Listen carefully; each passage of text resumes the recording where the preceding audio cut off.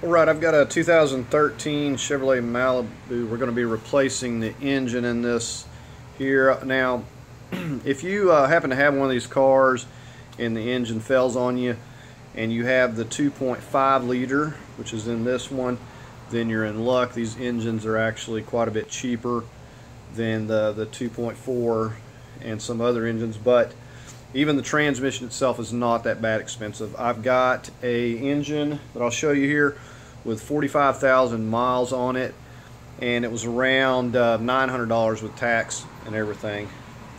And I got this through eBay. So I'm going to go ahead and show you the engine here, and then we're going to get started.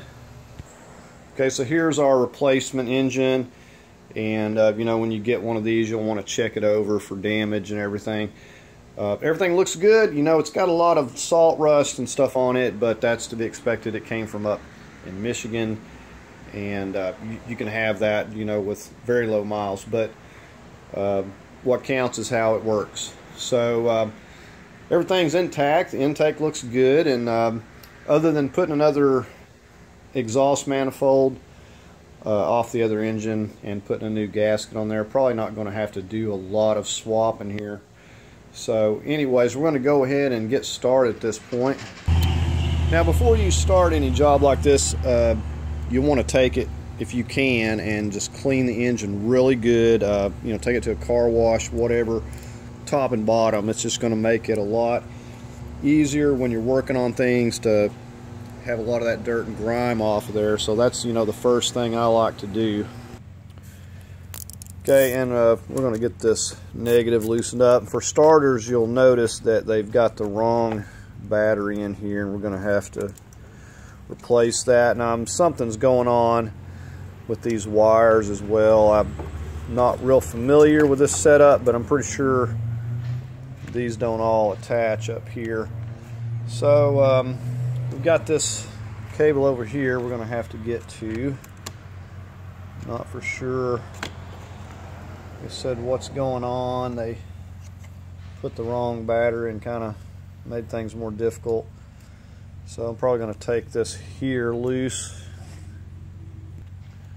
You know, this is a 13.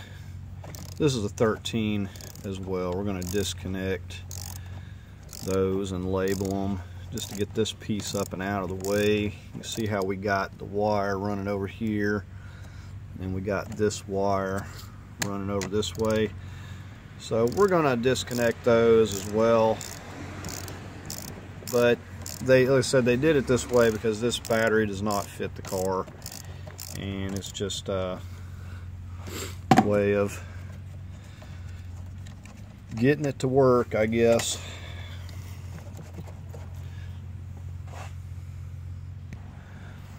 Now, you're going to run into a lot of things that are going to be really tight, and an impact is going to help you out. And you can get these cordless impacts that are pretty powerful.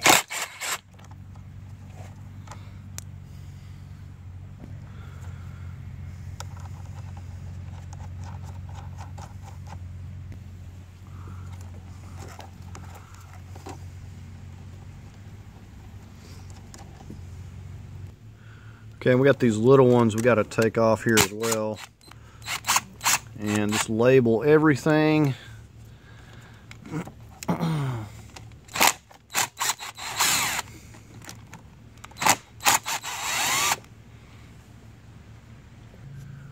Okay, so we got those labeled. We can move this piece out of the way, and we can go ahead and finally get this loose here.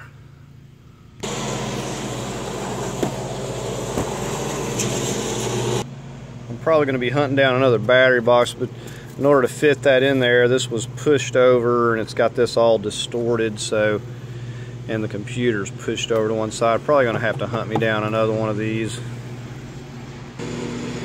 Okay, for starters, we're going to pick this computer up. We got a tab we got to push over here, and we're just going to kind of lift that out of our way.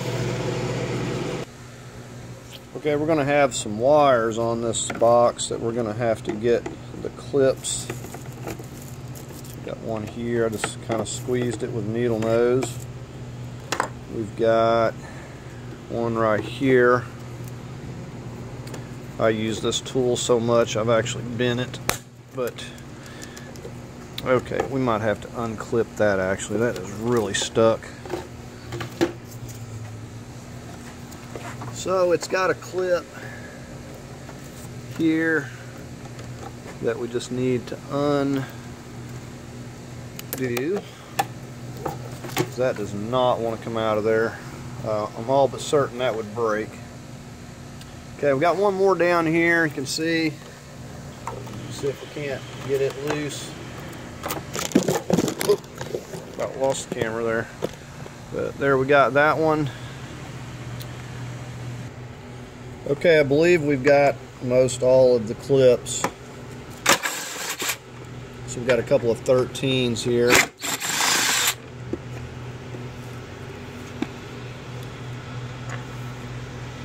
Okay, so let's see if that's okay. We're still holding somewhere. Okay, back up here behind the box where this strap goes, there's another 13 hiding right back there.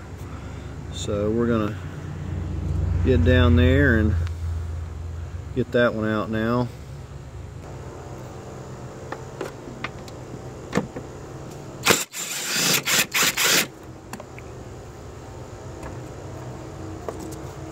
Alright, so that's got it loose there. We can take this out of the way. Okay, you can see that kind of clears up quite a bit of room there. Now this piece right here makes things a lot more difficult because this is welded on here for clearance. Otherwise I could probably bring it up through here very easily. But that kind of changes things. So unless I come up with a new plan, I'm probably going to be taking this out the bottom. Alright, we're just going to work over here. And we got a couple of snaps on here as well. You got to get all those unhooked. We're just going to take an 8mm.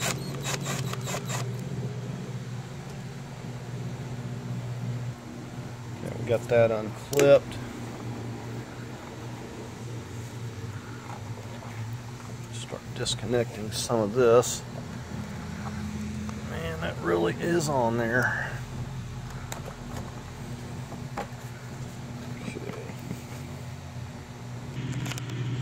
Okay, so we have to pull the box up and out of there. And then we got another grommet down here.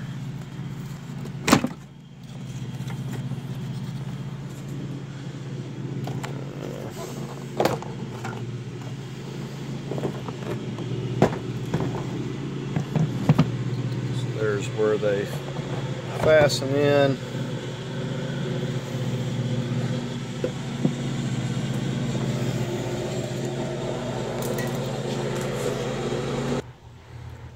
Now this piece here has got a band right back there we're going to get to as well. Okay, and this is an 8mm as well.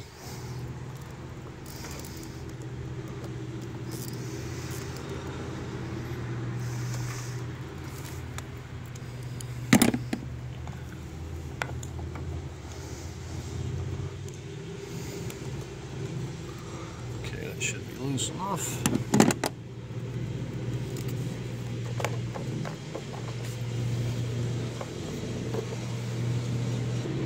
Okay, over here we got to push up on this right here.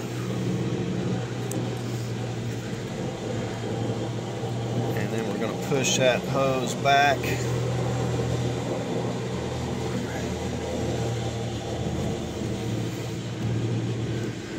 Basically got it loose here now, and we may go ahead and take the other spots loose to give us some more slack. Okay, so we went ahead and got this one, so we can push that off as well.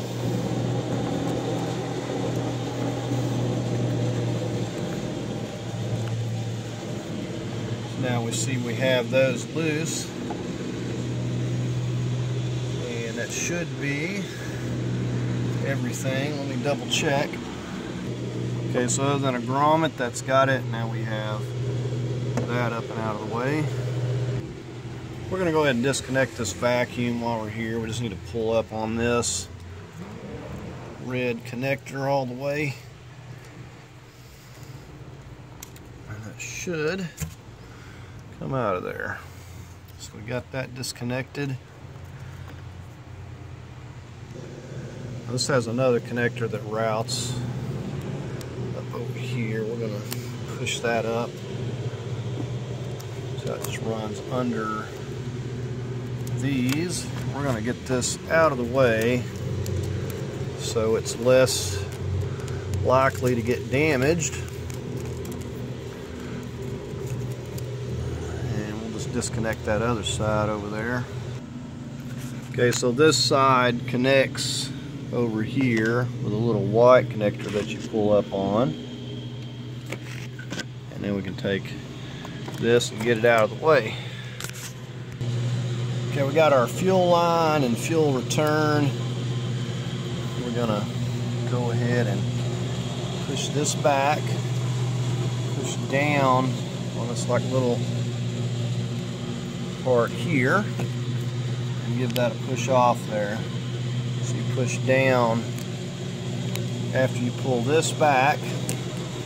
Nope, don't pull it off. You just push down on that right there and it pops right off. So we got that loose. We're going to get a fuel disconnect and get us a rag here because I did not get the pressure off this line. Okay, this is your standard 3/8, 5/16. Just going to slide that on. Maybe. Okay, and then we're just going to push it up while kind of pushing down on this. But we're going to get our rag. You want to have safety glasses if you did not take the pressure off, and it can be quite a mess, but it is what it is.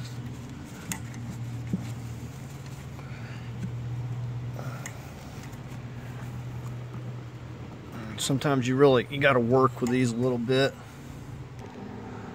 Okay, I actually switched over to my little plastic one. It's the same size, but it seemed to work a little better for whatever reason. It was just kind of sticking. But you can see this is the same one. It's just a little plastic one. You can get these anywhere, any part store. You can either get the plastic set or get the little metal one. But we got that loose there, that way at least it can drip over here and not right on top of the engine.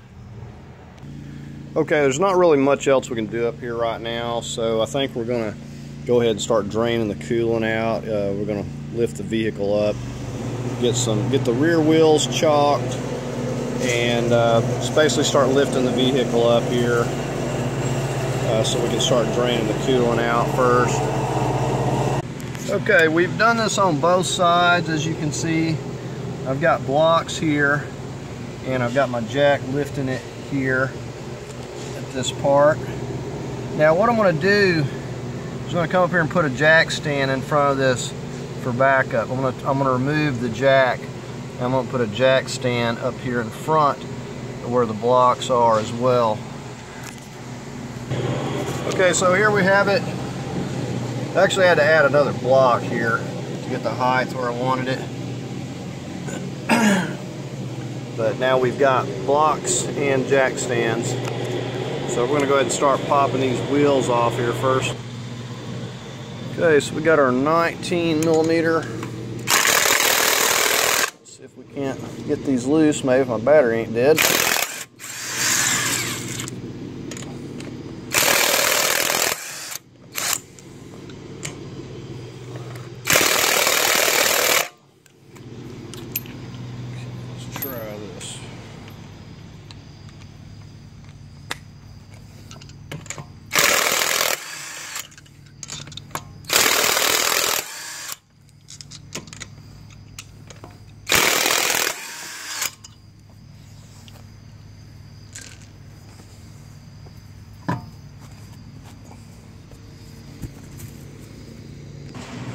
Okay, you need a 32 for this axle nut here.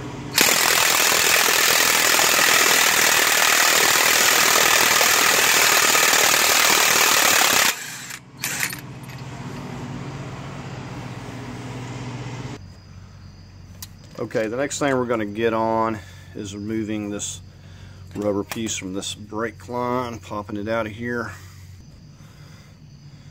Just like that. We're going to take a 14 and get our caliper loose here. And if this spins, we got to get a 17. Okay, we'll just get on that lower. Okay, now we're getting the lower.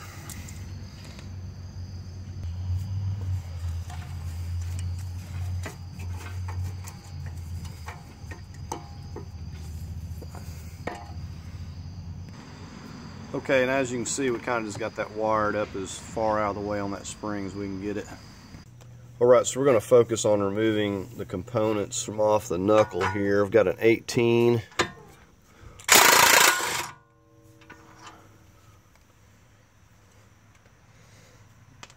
Now, because this has this end on it here, we're actually able to hit this.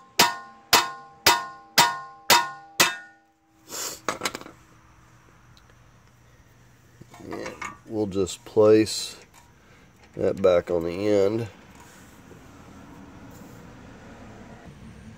Okay, so you can see the pinch bolt down here. We're going to get a 15 millimeter on that on this side here.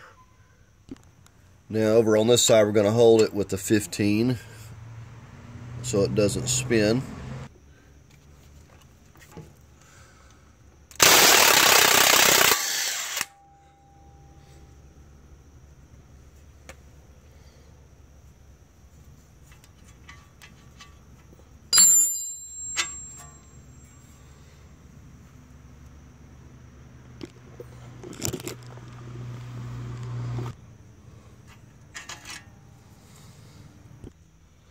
Okay, we got some clips for the ABS wire that runs through here. I need to get this loose so we can get it out of the way.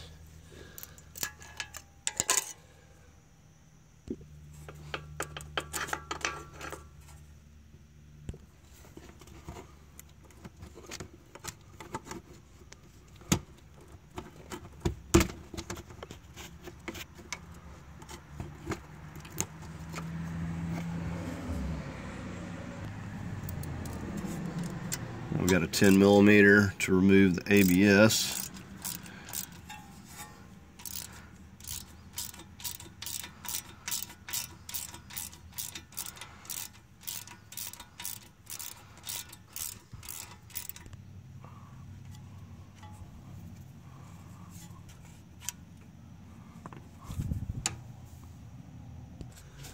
Okay, we're going to work this ball joint out. I've got my 3-foot crowbar. I'm just kind of lightly going underneath where this sway bar is.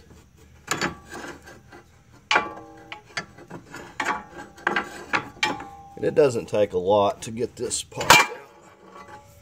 So there we go. Make sure that your CV axle is not stuck. Okay, now I could pop this CV axle out at this point, but I'm going to be taking this knuckle off. Okay, these will be tight if you're not using an impact. You're going to need to hold this side with an 18, and you're going to need an 18 on the nut side there.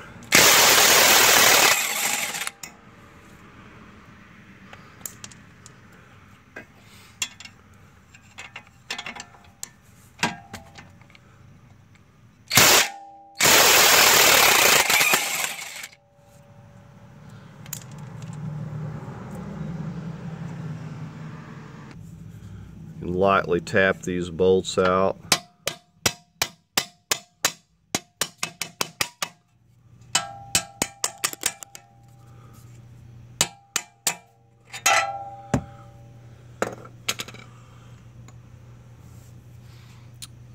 Alright, so I'm going to have to get a hand on this.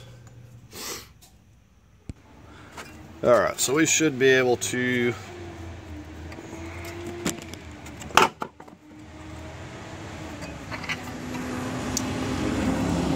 there you have it.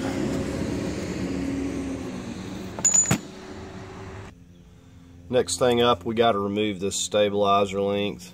You're going to need to get your 18 on here, and you're actually going to set your impact to tighten, or your wrench, whatever you're using, to tighten, because we're going to be turning this, and while we're holding the 18 there, and I may have to get some spray lubricant on here. It's really not wanting to budge just yet.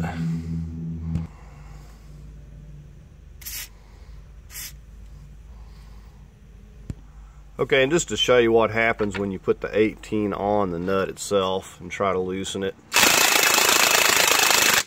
See, it's just turning it. Okay, so I broke it loose with the 18, and we've had it soaking, and I'm gonna go ahead and set this to tight, and we're gonna try it again.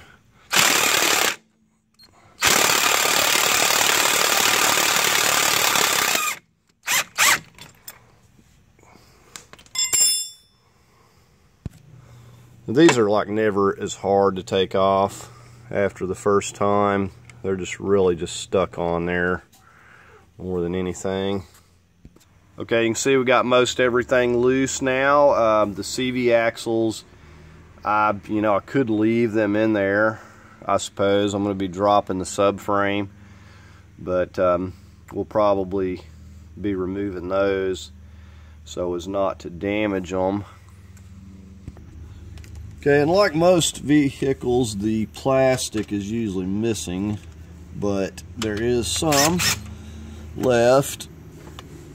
So I'm just going to go ahead and get all this stuff out of the way here.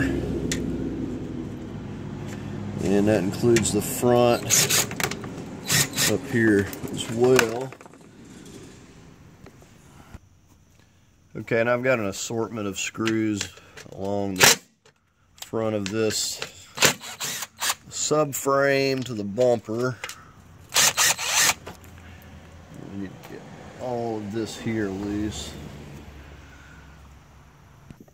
Okay, right here we got an 11. So we're going to go ahead and get this transmission fluid drain. Now, I like to do this so when I'm moving the transmission, I don't have to worry about any fluid draining out. And the other reason is because it's really dirty and it needs to be changed. So we're going to just put back whatever we drain out here. And you can see how black and that is. That should be red, not black. So I don't have a whole lot of confidence in this transmission. A lot of times you get clean fluid in them, and I've seen it several times where the transmission just starts acting up. Just the old fluid was somehow keeping it going.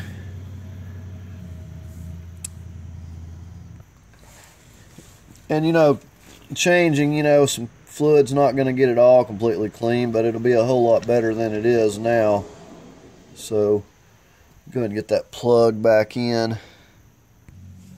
Okay, so we'll go ahead and pour this up and see what we got. Now, I already took about a quart out of here when I removed the CV axles, so I'll have to add whatever this is to that. But usually I figure on around 4 or 5 quarts usually when you drain these. I figure I'll at least need a gallon of the Dexron 6.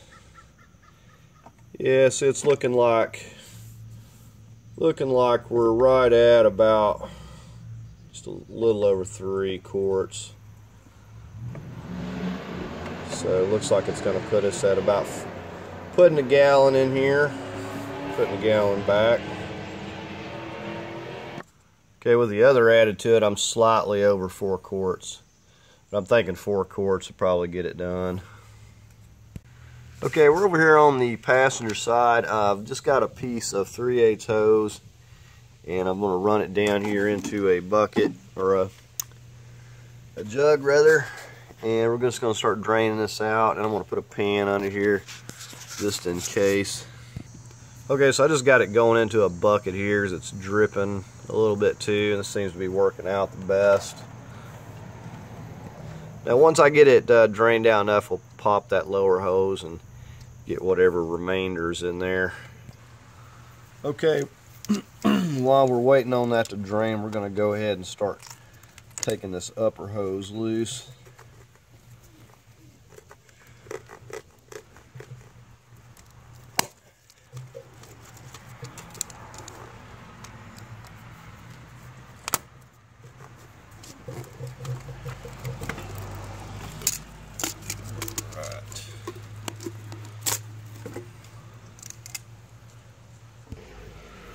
Right, we'll get this up here by the radiator. Now these hoses you'll want to go ahead and replace while you're at it. They may look good, but this car's got 188,000 miles. So we're gonna hopefully not have any more coolant come out of here. Alright, so we got that. Okay, so I'm going to get this hose over here now. I said, I've seen these hoses where I thought they looked good, and then lo and behold, after getting the vehicle together, wouldn't be long one of the hose would burst. So unless I know they're pretty new, I'll usually just go on and replace them. They're not that expensive. And another thing we'll do is we'll put some screw style clamps back on here. I can't tell you how many times I've put the spring clamps on an aftermarket hose. They don't fit right. Next thing you know, you got a little leak. Okay, I've got most of the fluid. Looks like there's not much in the radiator, but I do have some dripping back out of this part of the engine, so I'm gonna let that drain there, keep the pan. I'm going to see if I can't find something to plug these off, because every time you move it, it'll drain a little bit of fluid. Okay, so I come through here and moved that clamp back. Just getting ready to finish popping that off. Probably go to the top and finish pulling it off. Okay, so it's way easier just to push it from up here. You can see these hoses are starting to get thin.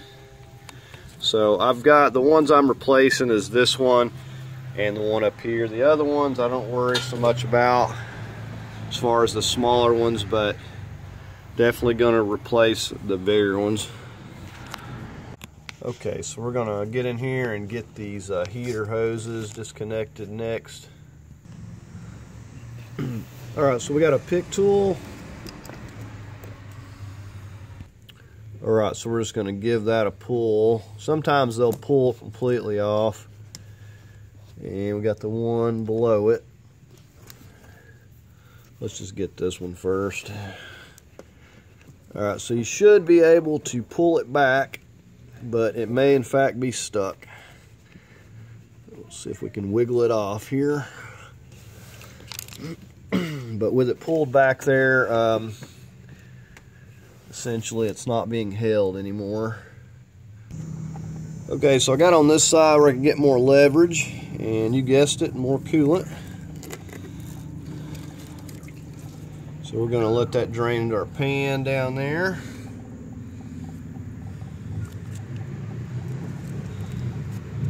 And we'll take our pick tool, see if we can get this lower one. And sometimes they'll just go flying off.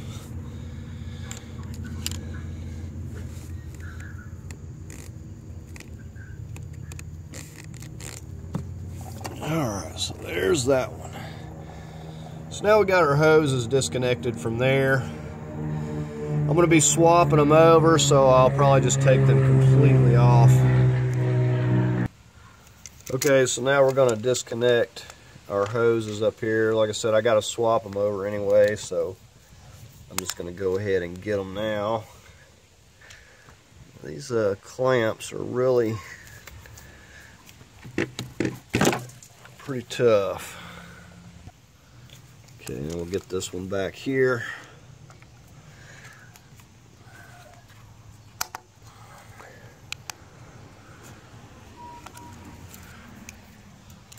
Well, these being, this outlet being plastic, they've not been that bad.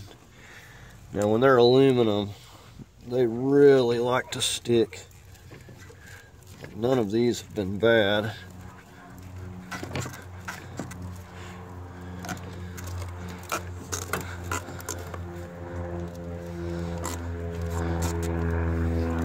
So anyways, we got our hoses loose.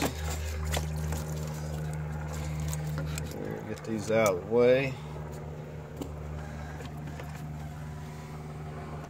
Okay, so we got this hose that runs over here to the top of the cylinder head. Okay, so it runs into this pipe, from the overflow tank. Runs into this pipe here on the top of the cylinder head here. We're just going to disconnect it here, and we'll get a screwdriver and push that off. So you can see you can push it off easily. Okay, and with that we can pull this back and actually remove this whole entire tank with all these hoses. Okay, we'll go ahead and get this shift cable. Just pop it off there with a screwdriver or something. Now, let me get on this back part. Okay, this part here, you just squeeze in on this. Squeeze these tabs in here. You just lift that right up and out of there. So we got our shifter cable loose.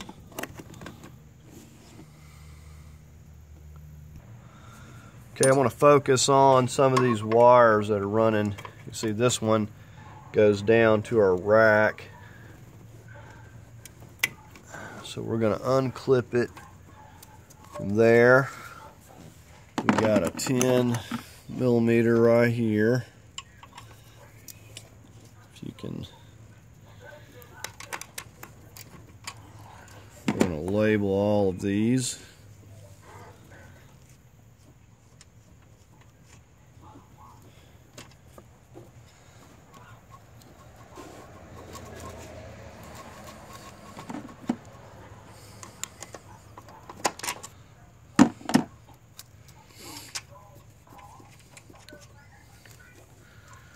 Okay, so we got that loose.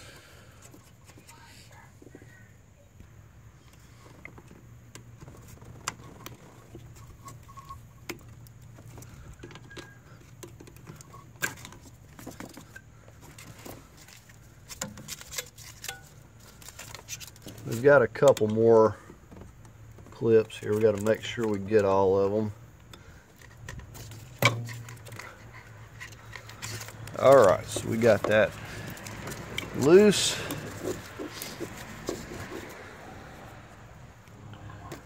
Okay, we'll push this red safety lock back.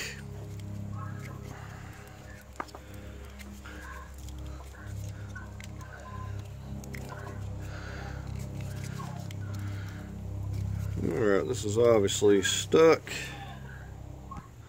Okay, on top of sliding that back, you got to actually push it down a little bit, the red tab. But it's really it's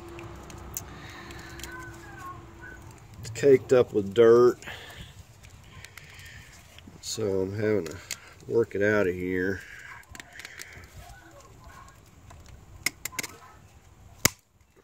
You want to make sure to put tape over these because you don't want anything to get in there in the meantime.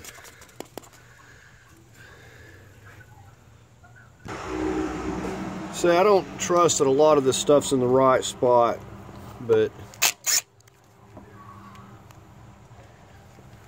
I'm separating this here because it goes over here and attaches to this. So let me get that loose. See, this whole wire seems unnecessary. I don't know why this is here. This should probably just ground right up here. I haven't looked at another to see, but I think that's how I'm going to put it back. I don't even know why this is here.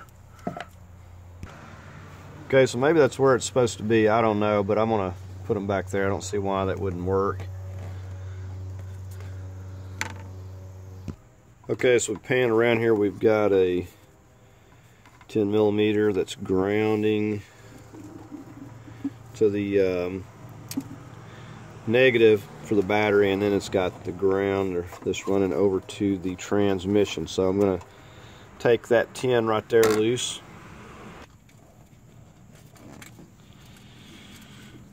So, you know, like I said, somebody's worked on it, and so there's 2 spots to ground here and nothing's on these, so who knows what got moved.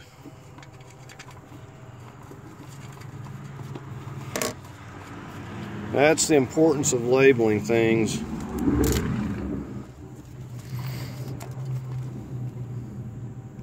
Okay, we got this wire that's running up into our fuse box there, so we're going to need to get this up out of there. Squeeze in. Alright, so we got to take these loose. We got snaps. You carefully pull those back with your finger as you're lifting this up. Now, oftentimes these things will be stripped if either from previous usage or somebody getting them too tight, something. Alright, so we got to pry these up while we lift up all around. If you're not careful, you'll break them. Just kind of use your fingers.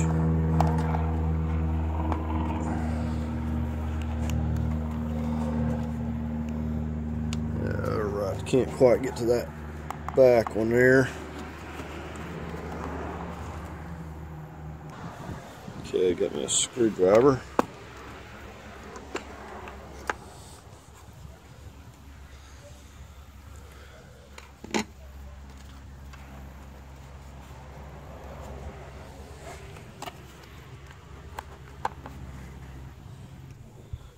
Okay, and once you get those snaps, it should be able to lift it up.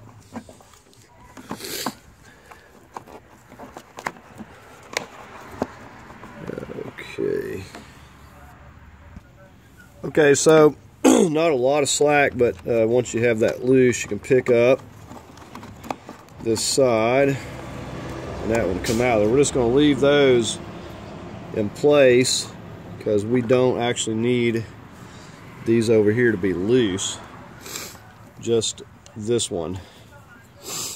So we got that out of the way.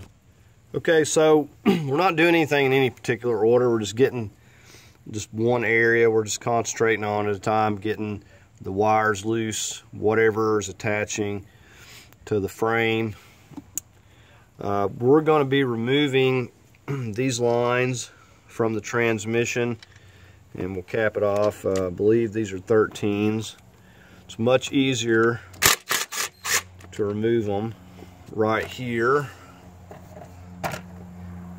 and just put them out of the way. So we will just pick up on there. It's in a little clip over here we got to push it out of, and then basically we can just pull it back, and it may drip a little bit. We want to get the one on the back now. Okay, we just put a piece of tape on that hole so nothing's getting in there. Okay, so here we are right above this driver's CV axle. We're going to get to this one here. It's a 13 millimeter as well. And you want to get a pan or maybe a little bit of fluid drip out. Definitely this is the easiest way to remove these.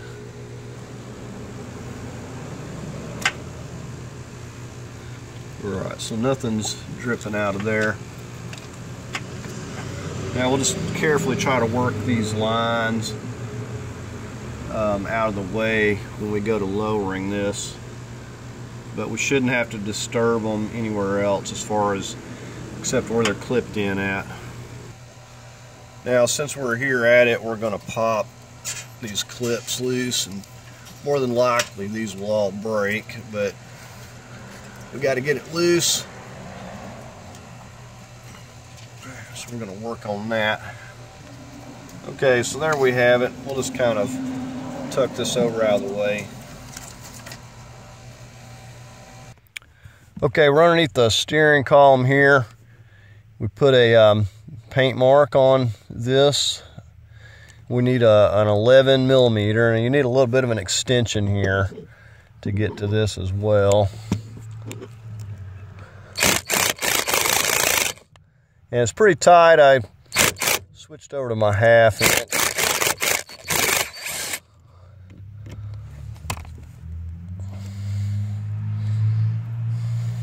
So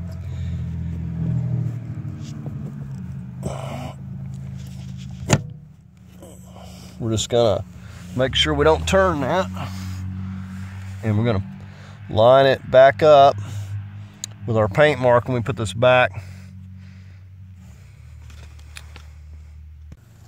Okay, you want to spray these exhaust bolts down good before you get started on this. We're gonna get on this exhaust and plan on, this is a 13 millimeter, plan on breaking a few of these. Now the bad thing is when you snap one of these off in there, you got to drill it out or something. But you just put you another bolt back the same size and just run it through with a nut on the other side. It'll work just fine. Happens all the time. Okay, now we're on this other side.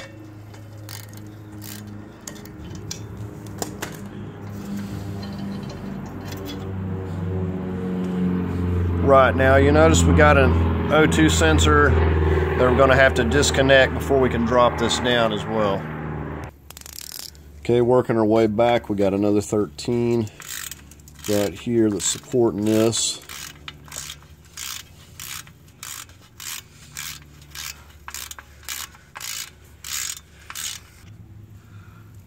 Okay, 13s, we're going to remove these nuts that are holding the rubber piece there. So that's going to loosen that up.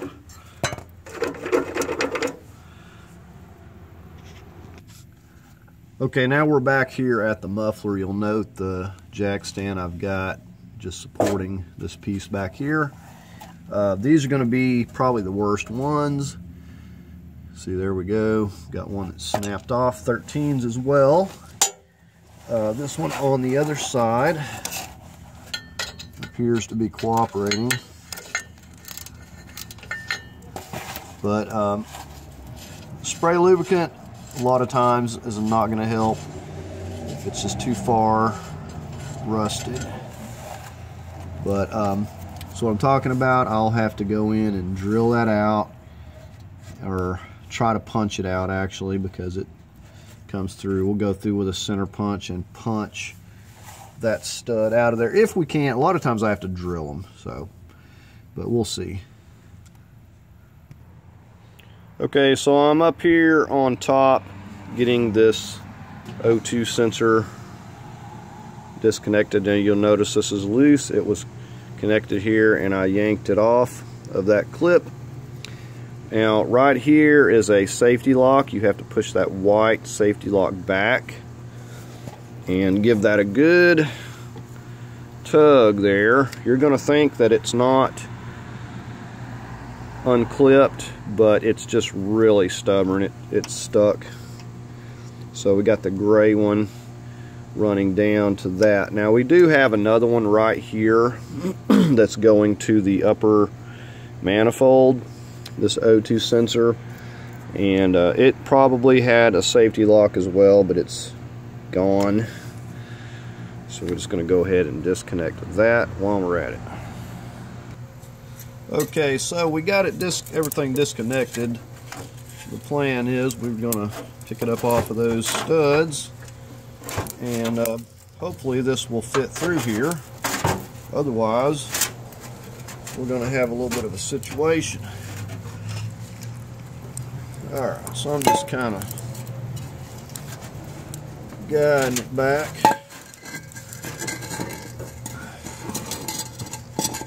And this is, other than just the one rusty bolt snapping, not too bad. Okay, and you can see with this all disconnected, just dropped down up here. Okay, so there's that big section of pipe, and you see that it does slide out through there. So we're just going to get this out of the way.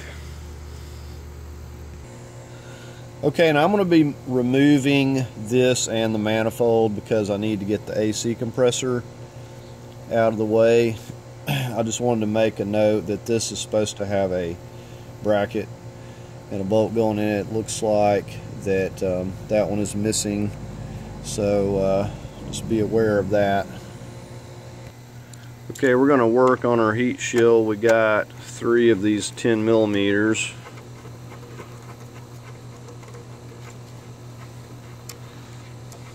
They may or may not be easy to remove, and they may break off as well. A lot of times they do, but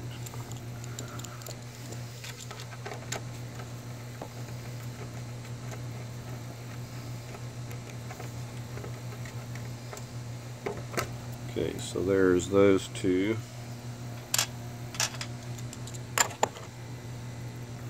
And this is that upstream sensor we removed.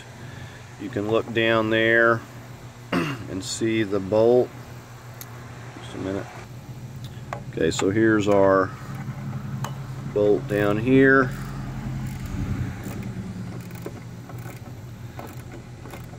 I'm just going to go ahead and finish remove that. We'll be able to take this off of here. Okay, and that bolt's a little bit longer than the others. Okay, now we should be able to slip this up and off of here. Maybe.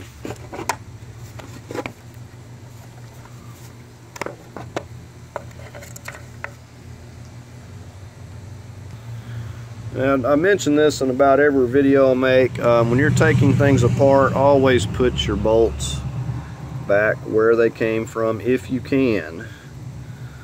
You will never remember where each one went. They're all different, and also they'll get lost very easily.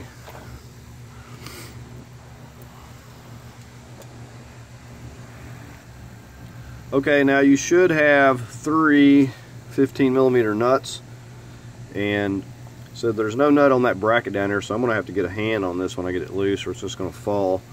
But there's one, as you can see, right back here. So 1, 2, 3, and we're just going to break those loose, put a little spray lubricant on them. Alright, so let's go ahead and try this.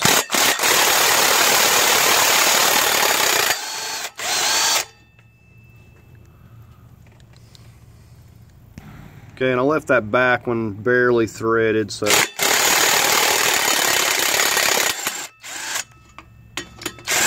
it won't fall down on me there.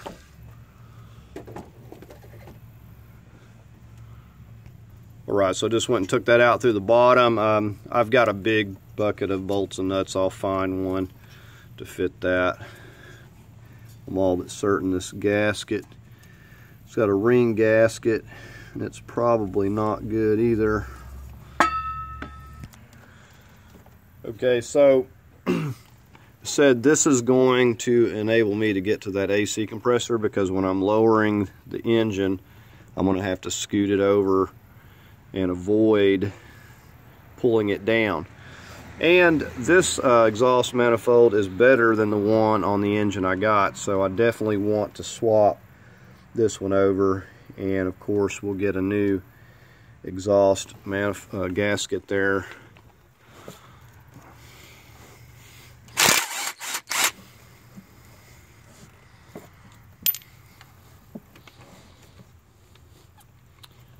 And you can see how dirty it is in areas where I couldn't get to clean it.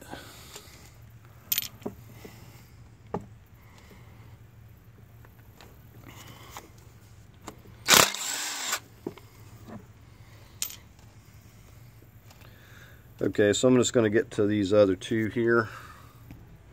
And just so you know, so not everybody has an impact, but these are pretty snug.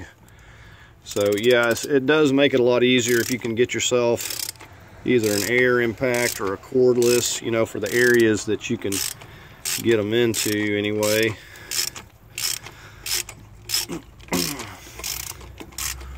So we're going to go ahead and set this aside now.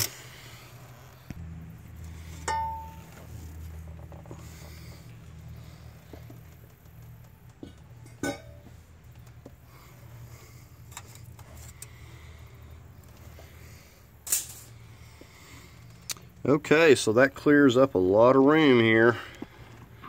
So I shouldn't have any trouble getting to that AC and getting it back out of the way. Okay, the next thing we're going to do is get on this tensioner here so I can get this belt off. But before we do that, I want to show you the tool I'm using. Okay, and when removing these or loosening the tensioners, you're going to need a tool like this because there's so little clearance in there. So you're either going to need to have the 1/2 inch or the 3/8, and in this case we're actually going to be using both. And basically I can get this in there, and this end here enables me to use any angle I want to get leverage with this end. So it's a pretty handy tool. Okay, so we've set this thing up from the bottom because there's really not room up top, and basically we're just going to pull it that way and pop that belt off. Okay, so we're going to go ahead and get the belt off.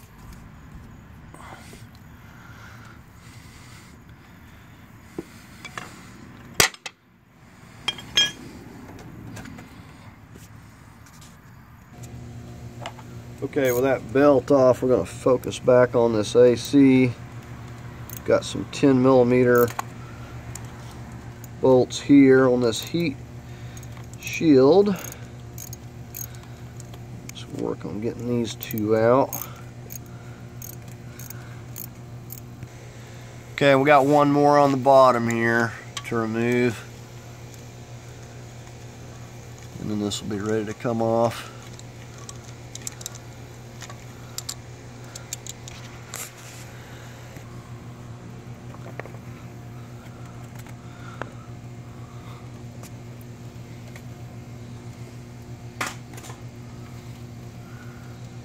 Okay, now you can see the bolt right here.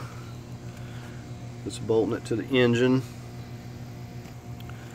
Okay, so this, we're going to go ahead and remove this one here in the back. There's two more in the front. There's one that's on a stud, and then there's one more bolt. This definitely, having this exhaust and the manifold out makes it a lot easier to see what's going on here.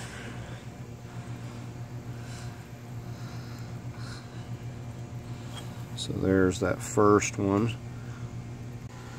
Okay, we got two of these wire connectors going to this and some clips here.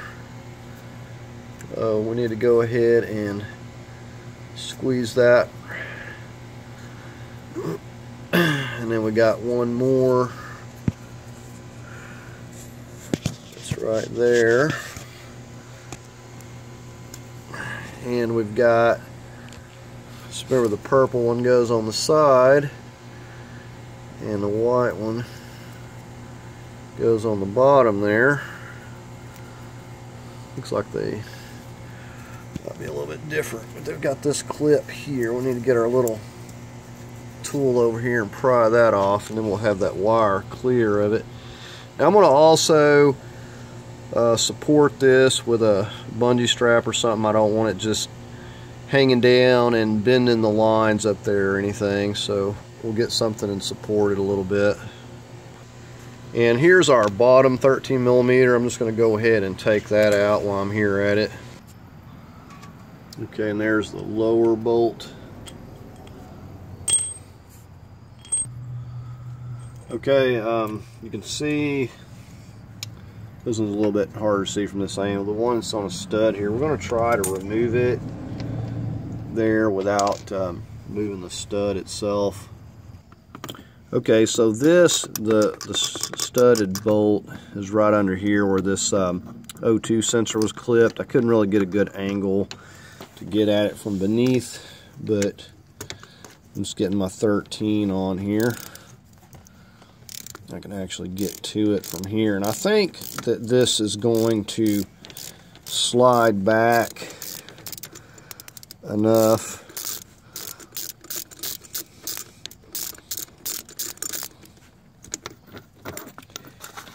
that I can simply slide it out, but we'll see.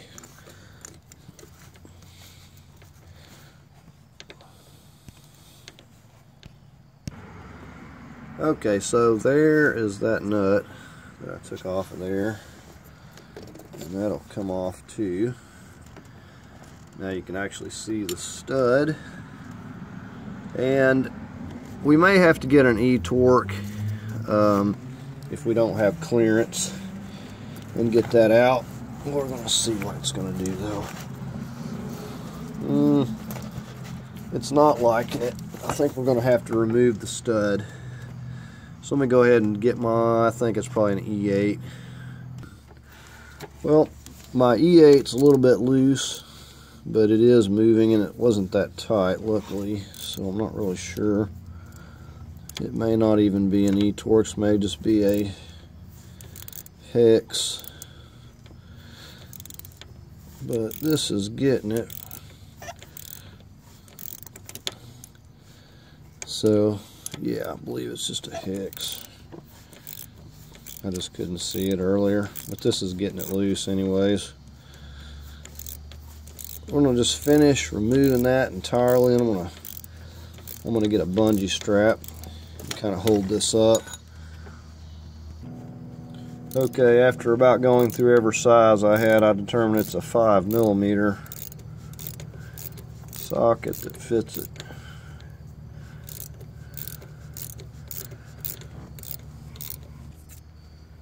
Right in there is that. Okay, it's got, like I said, this strap on it here just to support it. As you see right now, I don't have a lot of slack to move this over, but once I remove this mount, I'll have plenty of slack. I just need to get it over this little bit, so as I lower it, it's going to clear. But we've pretty much got everything for the most part here. There's a few bolts on the bottom that I want to remove. That's going to be difficult to get to with it off onto the floor or my dolly. So I think I'm going to get those. But other than that, everything is pretty well disconnected. Kind of double checked around. Now another thing that I've done, we're going to be dropping this subframe, so I've just put a strap on around this, around the bumper and everything, so it's going to support, because this is going to want to fall down. We've got, I showed you these earlier, we've got two 13 millimeters right there that bolt to the subframe that hold the radiator. The radiator just sets on those on both sides. You can see those. So those have to come out probably so it doesn't try to hang up. So I'll probably take those off. But regardless, that's what's supporting the radiator and everything. Okay, as far as under here goes, the only bolts I care about getting to is this one. I want to remove this, and I want to go ahead and probably, I think this one will be fine. I'll be able to get to that, but I definitely want to get this one out right here. So I think we're going to remove that. So we'll have, because that's going to be right on the bottom, it'll be a little bit more difficult to get to. We have not taken the CV axles out as of yet, so I'm debating on whether I just want to leave those in for now or what. But anyways, I'm going to go ahead and take that bolt right there out. Okay, so there's that bolt, and we'll number these as we're taking these out. Okay, so I'm gonna go ahead and zip those 13s off right here, and we're getting ready to get it, start lowering the subframe.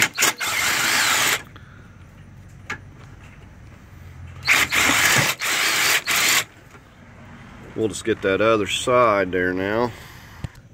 Okay, here's my setup. It's just a Harbor Freight mover's dolly. Get these for 10 or 15 bucks. I've got some 2x4s running across through here, and that's what the frame, the idea is we're going to lower it down here, lower the vehicle down onto this, and finish removing the body mount bolts there.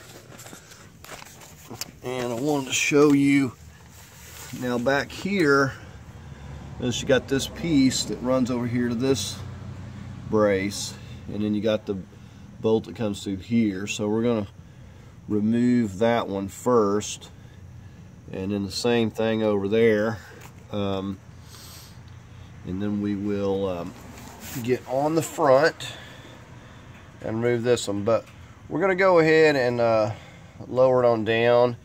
These surprisingly are less than 100 foot-pounds of torque. I've checked these, and they were anywhere from 90 to 95. So it's not as much as you would think on those. So that's what we're getting ready to do. We got everything loose. I decided just to leave the CVs in for now. They're not really going to be in the way. And I've just kind of checked over everything, but we're going to get back there. The very first thing, remove that 15 millimeter, and then we'll get started. We'll get the jack stands out and just start lowering it down here little by little until we can get this. And the idea is to get this and the engine on here at once. Now you'll notice that I've got a piece of board here. Now this is just, when I take that mount out, it's going to drop down some, but there's mounts in the center here and here that's not going to let that fall. And there's a mount on the other end, but you can see the same thing. It's going to hit the frame there. It's not going to go anywhere. So it just makes sense to set both of these down at the same time. It'll make more sense in a moment.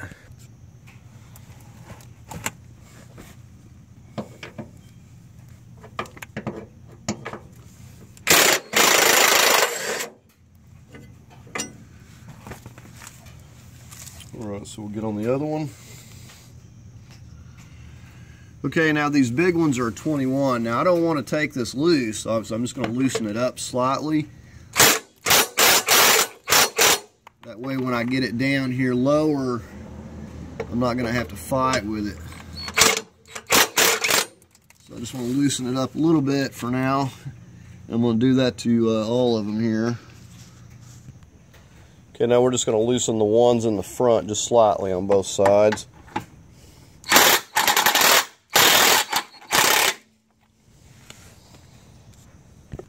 Okay, you see the jack is in place. Jack stand is out. Now what we're going to do to keep the blocks in place, and we're going to slowly lower it, taking out the blocks. That way if something does happen, we still have some blocks, so the whole thing's not just going to fall. And we've got the jacks placed on both sides, as you can see here. There's the jack on the other side, and we're just supporting it right on the frame. So right on that part of the frame there, and we're just going to start lowering this down slowly here, going from one side to the other till we get it setting down here on my movers dolly. Now these movers dollies, you know, they work really well. You can actually roll, even with the subframe and everything, it rolls pretty well. Okay, so we've removed some blocks. We're going to slowly start lowering here a little bit.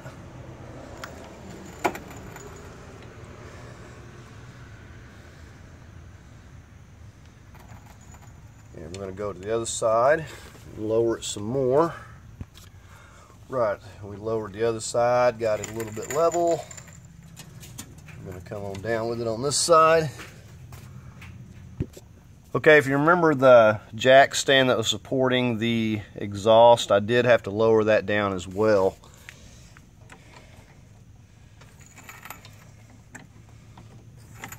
So we've just about got it here. I'm going to go ahead and lower that other side. We got it setting on the dolly at this point.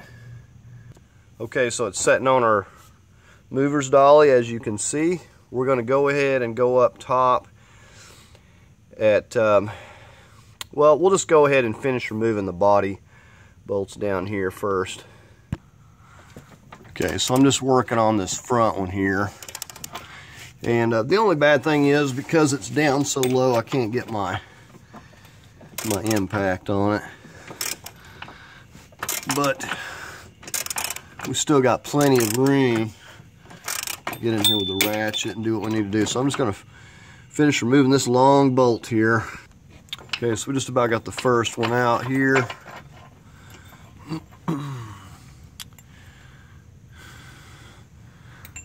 Okay, so we'll get on that other front one there. Okay, so we're getting on this rear bolt, and these are not very difficult to remove by no means.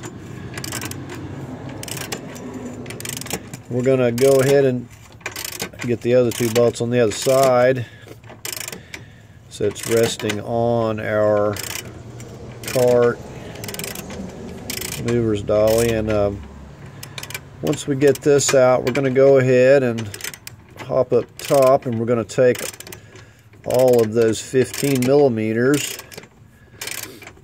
that are in the transmission mount, and then the one over on the front engine mount there.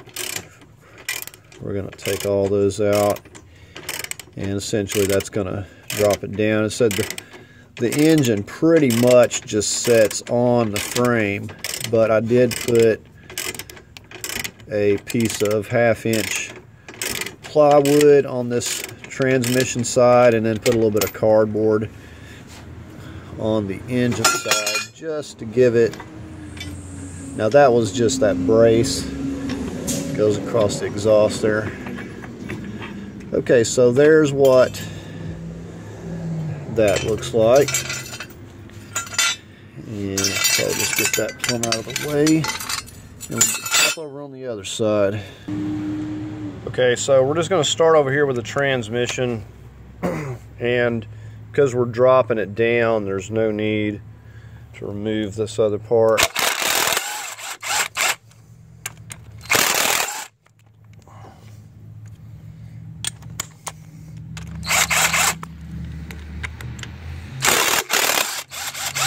Okay, and you said it went ahead and set down onto the board there.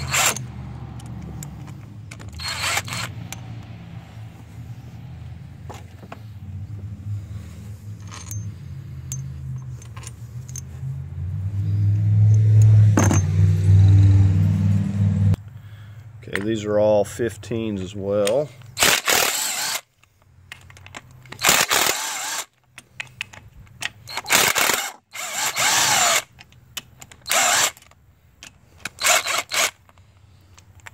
Now, if it wasn't for the AC compressor, like I was pointing out earlier, I wouldn't need to remove this whole entire thing, but I need the slack.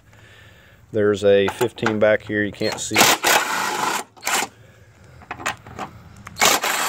but it's not a big deal.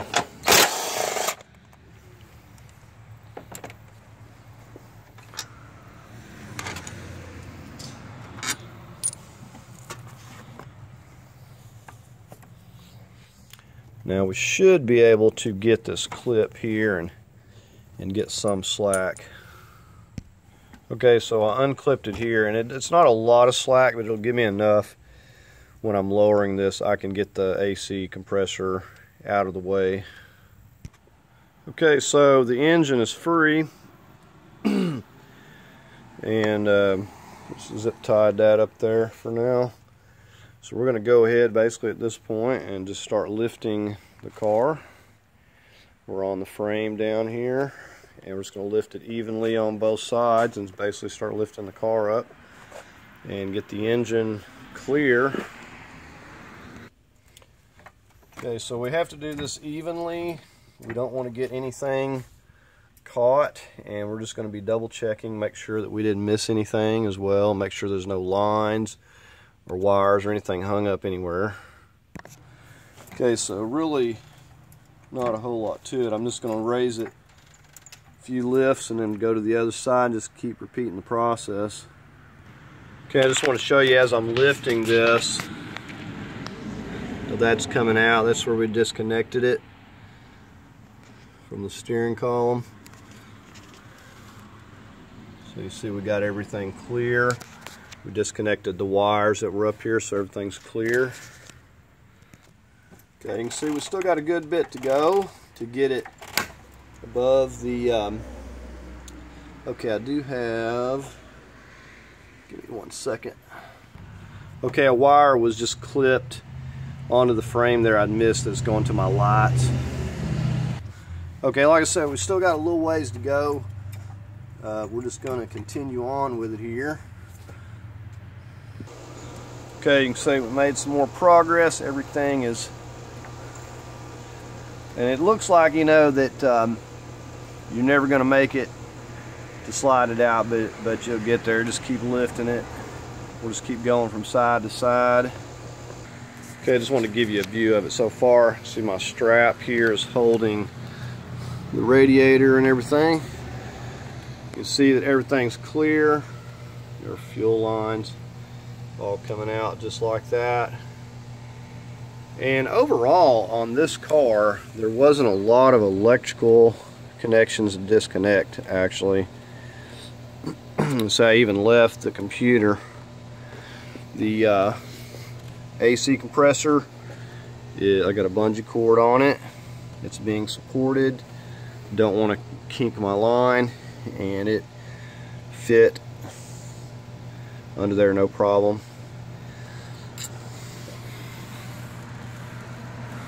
See, there's plenty of room, and we've got to get a little bit farther, so we're going to slide it out through the side, or at least we're going to attempt to, and see how that goes. Worst case, I'll have to take that strut out of my way, but I think I'm going to be able to get it up there high enough with my jacks without doing that. You see how we're resting on this here. Kind of wondering maybe I should have had a little bit more of the weight to the back, but I'll test it out. It seems to be pretty secure where it's at here. So I'm just going to lift it up a little bit more here, and we should be able to slide this whole assembly out of here. Okay, so I got my jacks pretty well maxed out. Now I could have brought it right through the front here, but I did not take the bumper off.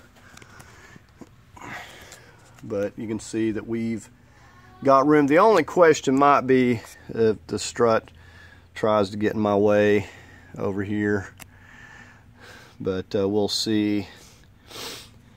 But we went ahead, we got our blocks to show you. I had to add another block there, but we got our blocks in place and we got our jack stand back there behind the blocks, and we're just going to leave our jacks here for now as well. And I'm just going to work on trying to roll this out here at this point.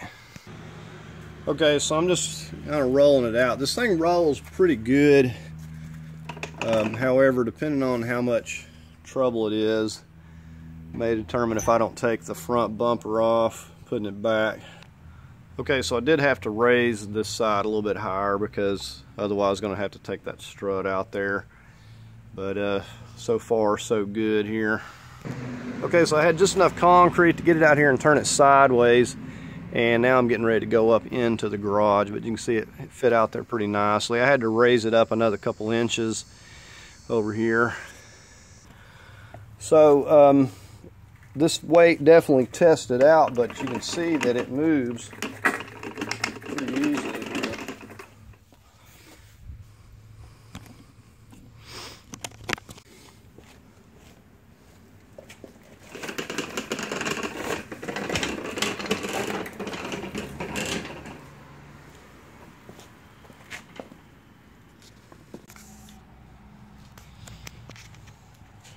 Okay, so probably the very next thing we're going to do is pop these CV axles off of here, get our alternator off, and start getting the transmission separated. I'm gonna attempt to just leave the mounts on the transmission. That was the plan anyway, and see if we couldn't just slide that engine right on off there. I don't see why it shouldn't, but we'll see. And these mover dolly, I've definitely had heavier on this, but this is actually sitting on here nice and stable where I got it set, and it's not like one way or the other with the weight. It seems to be pretty good.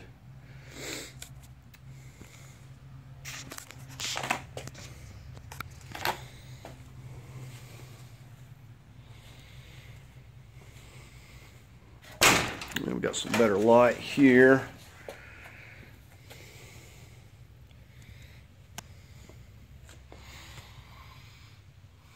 But yeah, it looks pretty monstrous sitting out there like that.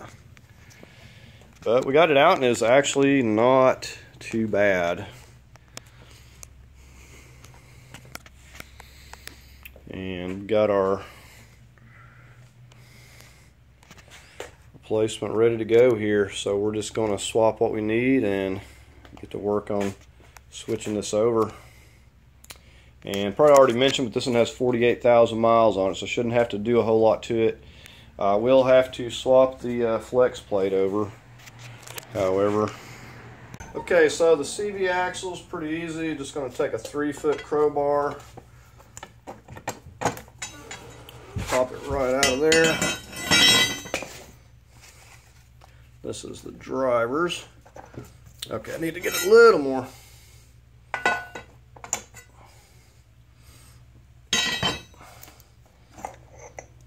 Okay, so there's that one.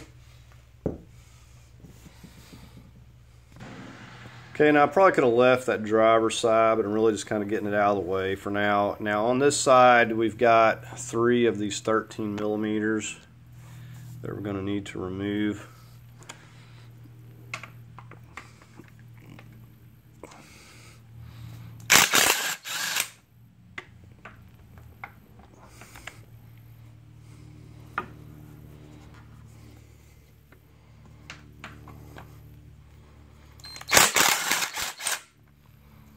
Okay, then we got one more over here.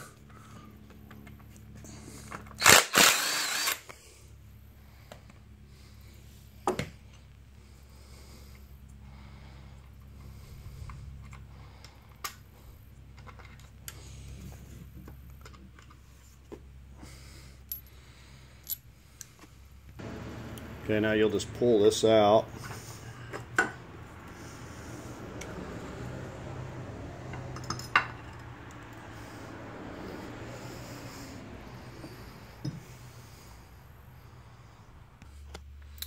Okay, and there's a look at both of the CV axles.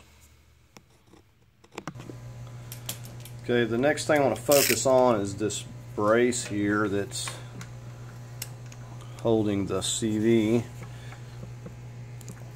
We're going to have to swap this over to the other engine, and plus it's going to get in the way of removing the transmission bolts.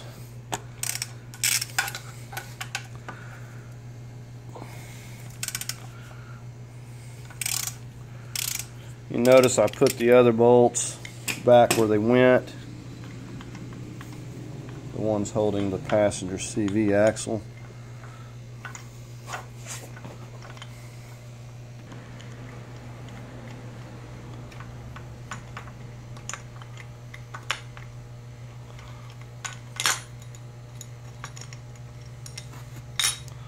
Well, we'll just keep those bolts.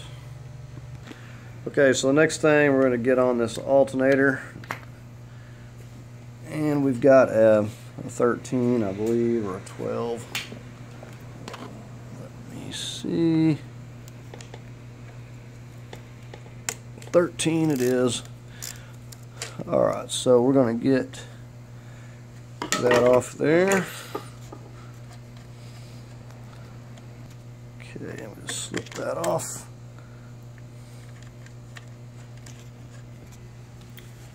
Okay, now we just got to get these 13s out.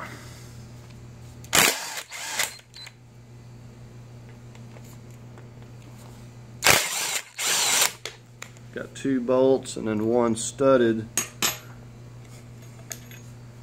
bolt right here.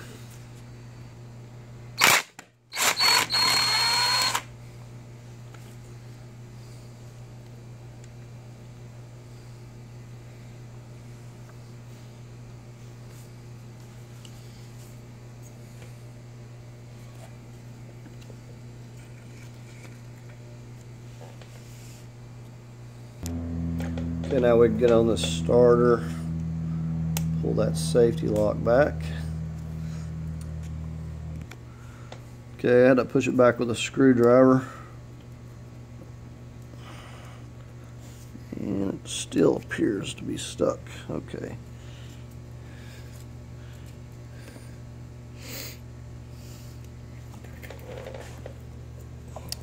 We've got a 13mm nut on the back of that as well.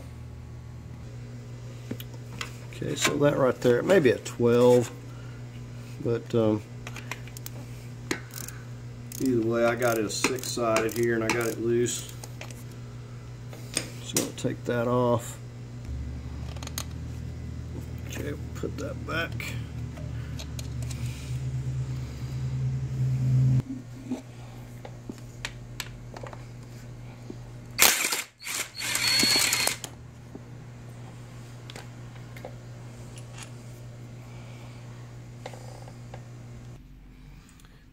Okay, we've got one more like up on the top there. I'll try to go in here and get it.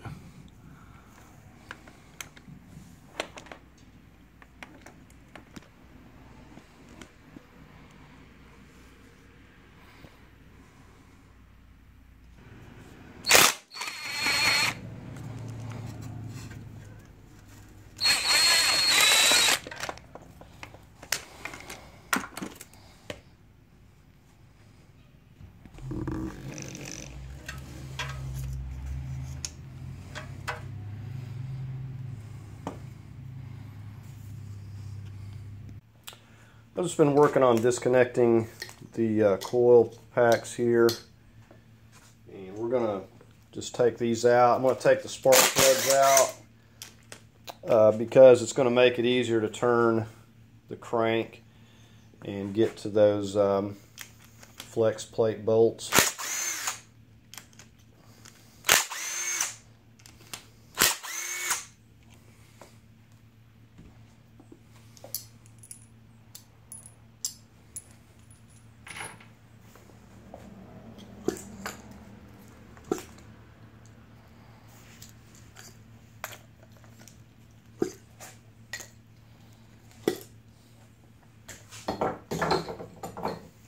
Alright, so I'm just going to pull the spark plugs. Okay, this is my setup. You're going to need a 24mm on the crank to turn that. I'm having to hold it, and I've got a long 2.5, 3 foot extension here coming right in through here and getting to that nut that you see. And these are really tight too. Make sure you have a 6-sided socket when removing these.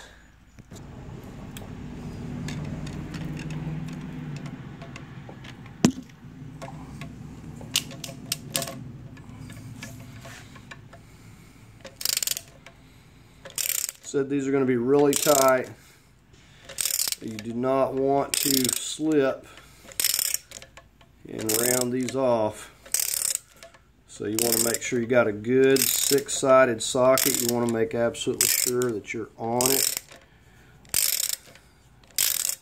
And I mean, you could get up there closer and work them out if you choose. I'm just doing it from back here with the extension. Okay, so there's one.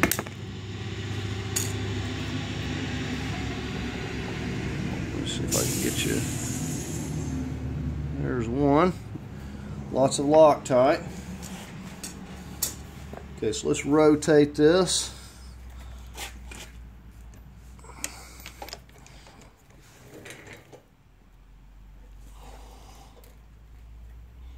All right, there's another one.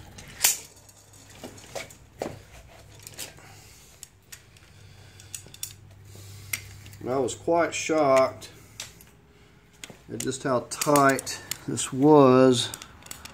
But, you know, a lot of times they are. These flex plate bolts are really tighter than they should be. Okay, I moved some wires so maybe you can see something here. You hear that snap. That is that bolt breaking loose. So they're tremendously tight. So I'm using my extended ratchet. You just want to make sure that you push the extension or whatever you're using onto the nut firmly so it doesn't slip. They just put a lot of Loctite to these.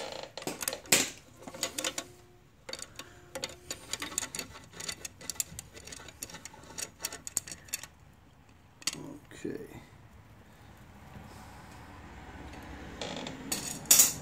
Right, and there's our second one. Let's rotate it some more.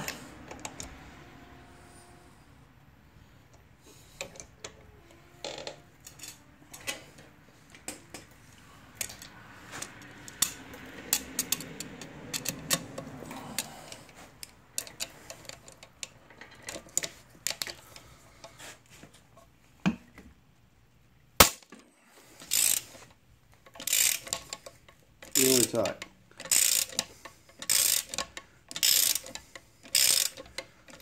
So I'm using an 18mm, 6-sided.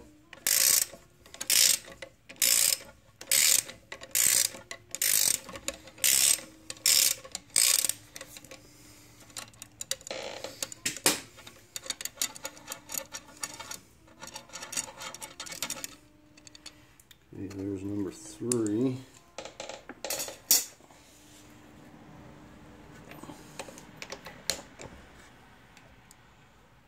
Alright, so I think that we just got the 3. Oh, hold on. What was that? Nope. Looks like we just got the 3. Okay. Well, that was easy enough.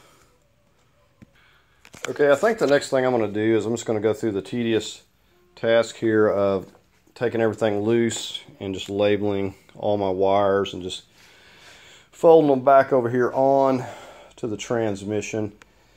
I'm going to have those out of my way before I can go to taking this engine loose from the transmission, and I'll also have to get my lift over here. Now That's another reason that I put essentially like a 4x4 on here, because it seems like the last time I did this, that's what I needed to get my lift to slide underneath the frame.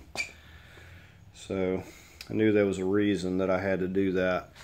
But anyways, we'll work on labeling the wire, flopping it back over onto the transmission, and we'll get the lift into position. We'll just start zipping these bolts holding it, and we can get this set off out of the way and hopefully get the other one back over here. Okay, I got all my harness labeled. I'm just working on these 15mm bolts. I'm going to leave 2 on each side and take all the rest of them out. We're going to number them as we're taking each of them out, just in case they're different. Okay, I've got a couple 15s. Just using my extension to get these 2 right here. We're going to move up to the ones on the top. So I'm just going to leave a couple of them to be able to get my lift over here, and then I'll take the final 2 out. I don't expect that it's going to move any, and it's setting pretty stable on everything, but just to be on the safe side. Alright, I'm going to go ahead and mark these 2 bolts. Okay, so we're up here on the top.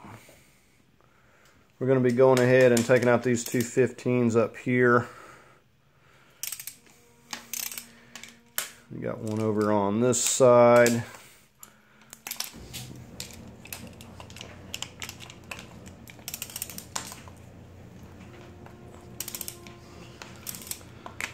Alright, so we'll go ahead and finish getting those out.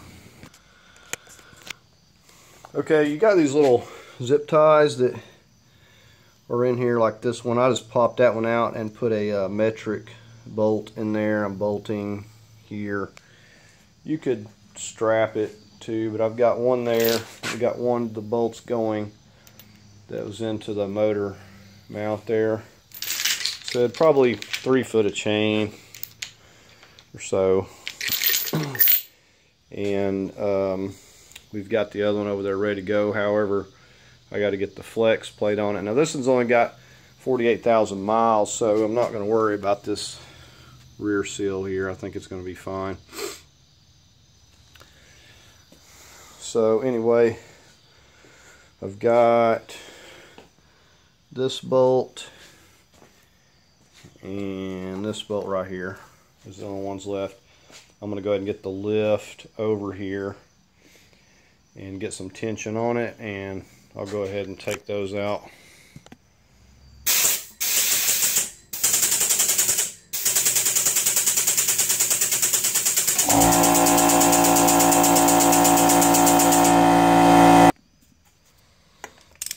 Okay, so we'll go ahead and take these final 2 bolts out. Said even most of these do look the same, but I just number them because sometimes they're different. And let's number it as to where it came from. It's just kind of a good habit to get into. You can't never label enough. It just makes things go back together way easier. So I got one more studded bolt up on the top there.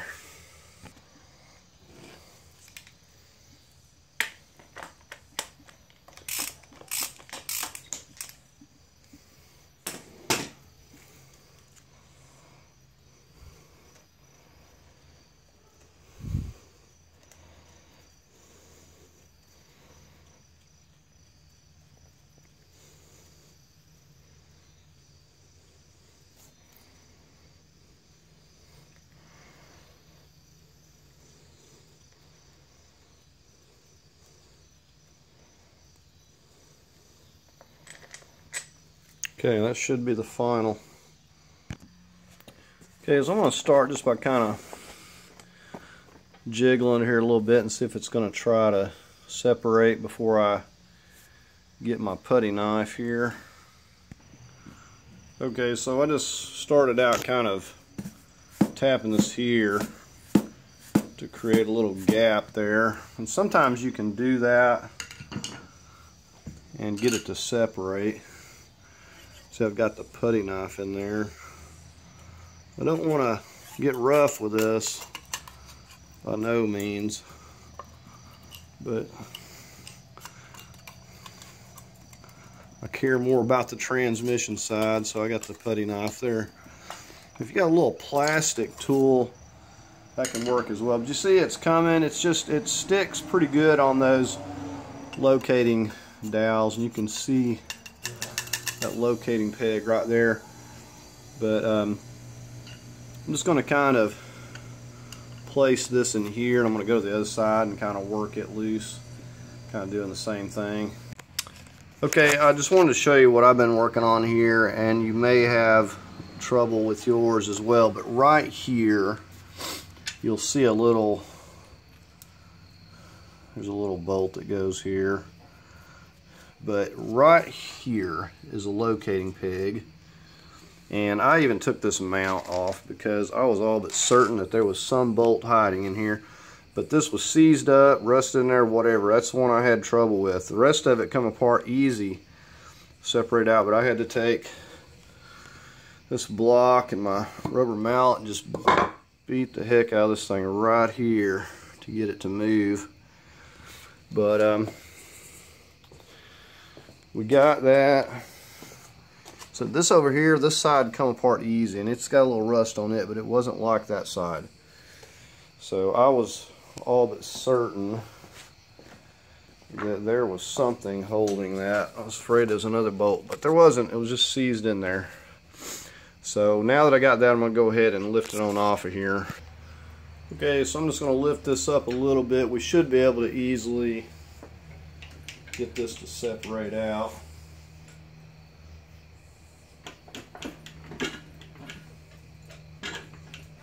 Okay, let me get back here and take a look. Oh yeah, the dreaded torque converter is pulling out here on me. Somehow it got hung up. Give me a moment. Okay, so I'm thinking that I've got some other bolts or something hung up here. I don't know, but this whole thing's coming out anyways. I will say it is amazing how much fluid is in this torque converter. I mean, it makes such a mess. I'm going to be replacing that torque converter seal. You know, with the amount of miles on this thing, there's no way I would go without replacing that anyway. But hopefully this is going to get done draining sometime. Let me find something to stop it up with here in a minute.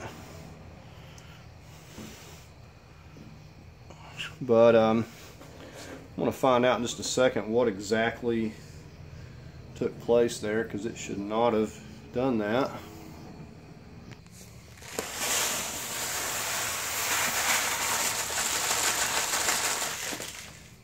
Okay, we got our engine sitting over here on this dolly here. I think I got all the fluid out. Now, I was thinking that something was still attached, but it turns out this thing is hung up as well. So not only was the locating peg hung in there, so was this. Now, I don't usually run into this, but you can see all the rust in there. I can't really turn this. Okay, you can see the rust on the end of that. So that was our problem. It is what it is. The torque converters probably pull out about 50% of the time, actually. But that's why I always grease these really good. But I was thinking, I knew these were kind of seized. This one, yeah. This one was the bad one right here. So that's why when I put them back, I grease these good, you know. At least you don't have to run into it down the road. But anyways, I got to get this flex plate off and move it over to the other engine over there. before I can do anything else anyway. But I'm gonna have to get a torque converter seal, and we'll do that as well. Okay, so we're just gonna get these 15s out and swap it over, and that'll be about all we can do because I don't have a torque converter seal, and it looks like the output shaft on the CV axle there on the inside one's leaking as well.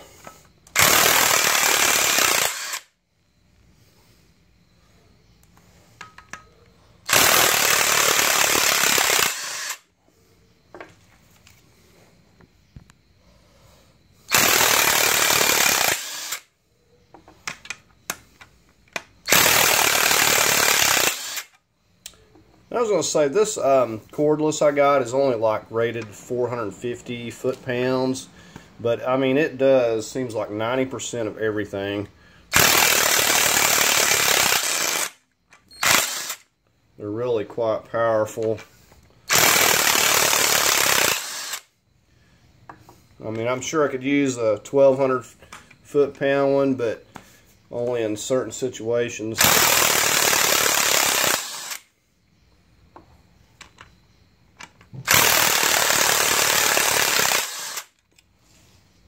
Okay, so we're going to pay attention to where that locates there.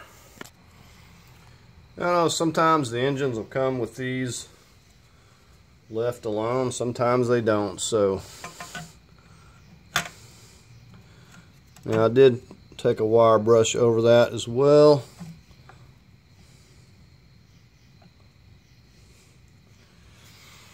And we're just going to see how I lined up that hole with that hole. And we're just going to go through and put some medium Loctite on these. Don't want these coming loose.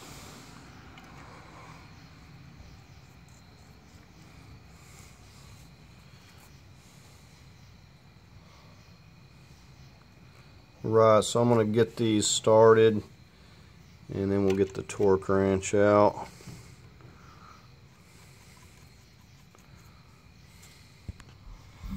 Okay, so we got this set to 45. We're going to just kind of zigzag our way. We're going to have to put our bar on the crank over to hold it. Or I got my breaker bar over there, maybe it'll stay put.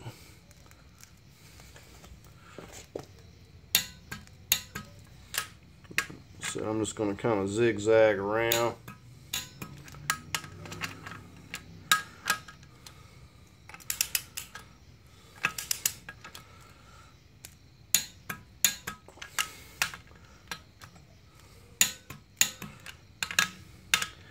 And then we'll just go all the way around and kind of check it all out.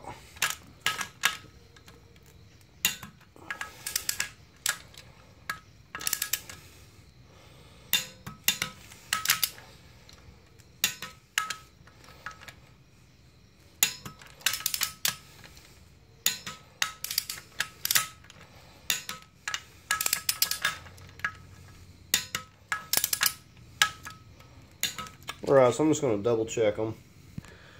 Okay, so that'll be all we can do for today. We've got to get some seals for the transmission. And I guess we'll get started on it tomorrow. Okay, before we can get this seal out, we've got to go in here with a little pick tool and pop this ring up. And I was going to try to get it with this, but I don't think that it's going to cooperate. And you have to be cautious that you're not tearing things up as well. Okay, here we go. That wasn't too bad. Alright, so actually it comes out real easy. It's just, I guess the snap ring is holding it in there. And it's got a seal, as you can see on it. Alright, well that was easy. So we'll get us another seal and pop it back in there. Okay, same thing over here. just popped it out with this, and you can tell that that one's been doing some leaking, all this sitting down here. So, and this is the difficult one to get to, so if you're going to replace one, definitely replace this inside one. Okay, so I'm back here today, fixed to put these seals in. Now, it's been about 4 days since I worked on this, and the reason being, I found out that none of the parts stores carried the seals for this transmission. And apparently this transmission is like an X2 3F or something. It's not the 6T70. It's not the 6T40. However, the 6T40 seals are exactly the same as these because I cross-referenced them and stuff. But needless to say, it was like on a weekend when I realized this. And it was a Monday before I could get the parts. And had to go to the dealer to order them and had to wait a day for the parts. Let me show you what I've got here. Okay, so these part numbers you got to pay attention to. This is what you're going to need. Now you could order these, but it's going to take longer than going to the dealership. They were about $25 a piece. It's like $50 for both of these. This is the torque converter seal, and there's that number. And I'll leave these in the description because this was kind of a headache. This is the CV seal for this inside, and these are pretty much identical, but so you couldn't find them anywhere. Now this is the tool that comes with this kit for when you put your CV axle in. It's supposed to keep you from damaging the seal. However, I've installed a countless number of CV axles and I've never seen one of these before. And if you're that careless with a CV axle, I guess you could cut the seal, but I have never damaged a CV axle seal. Maybe we'll try this out just to see how it works, to show demonstrating it, but it's not really necessary. Okay, the first thing before putting this on, you want to put you some clean transmission fluid. In this case, I'm going to use some of my assembly lube. I find that it works quite well, and you just want to get that around there good. And this is a little bit different. Well, actually no, it's about exactly the same too. But we just push this one in and get our clip.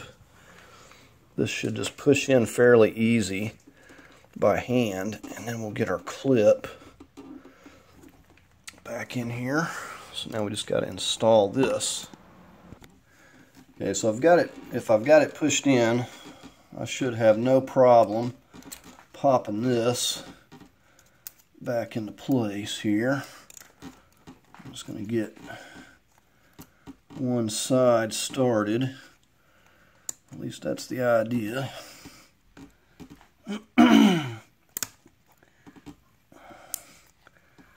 Okay, so fairly easy to install that with just your fingers there. Okay, now for this one, we might be able to push this one in, but I'll probably have to tap it in with a wooden block to see how tight it is. Now this one here, now these are both AC, Delco, and GM, so they're the exact parts almost, except for the seal here is a little bit different than the original. But I'm going to get a wooden block here. That's pretty tight. Okay, now usually I use a little wooden block, but in this case I think I'm going to use my little 2-inch adapter PVC that fits around this. We're going to tap it in with that.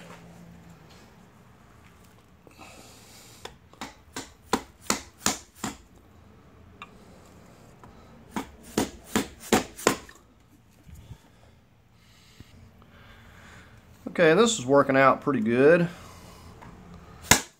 Just have to get it centered on there.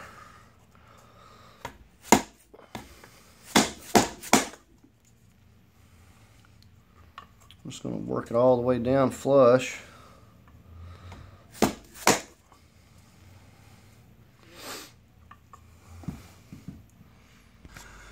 Okay, and it really wasn't that bad. Now, if it was in the vehicle, it would be a little bit more difficult to do, but it worked out pretty good there. So usually, if I got a small wooden block, I'll use that. And just, you can tell when you get it down flat, because you'll get a nice thud there. Now this already has like a little bit of this grease inside of it, so you don't really have to put that. Now this is supposed to go in here. I don't really like this tool. It seems to be wider than what we got there, and I worry that this tool alone would stretch out the seal, so I'm not using that. I've never even used one before, so I'm not going to start now. But yeah, if you're putting in a CV axle, obviously when you're putting the splines in, you don't want to just go to jamming and gouging your seal here, and that's the only purpose. If you got it in straight and go in through here, you're not going to hit that seal. So I've never used it before. I'm not going to start now. Okay, so like I said, we put that assembly lube. You want to put clean transmission fluid, something on that seal before you put this torque converter back in. Now, one might be tempted to think there's no more fluid in this torque converter, but I know better. So we got us a little rag there. Hopefully we won't make another big mess. I'm going to carefully guide this in here. And you have to turn this until you get it to go down. And sometimes you have to push quite hard and turn it quite a bit. It's not even dropped down one. Okay, there it goes. One notch. There we go. That's what we want to see. It's about 3/4 of an inch from the front of this case here. Now I'm going to clean that up a little bit. That's where all that rust was prior. Put a little grease on that. Okay, the time you spend in prep now, it's going to be less trouble later on or down the road. I never have to worry about rust like this again, because I always grease these up really good. It's never hurt a thing in the world to have plenty of grease on this. I also put plenty of grease in these little 3/8 locating pegs, because those like to stick really good sometimes, and sometimes they even pull out completely. So we got that where we want it.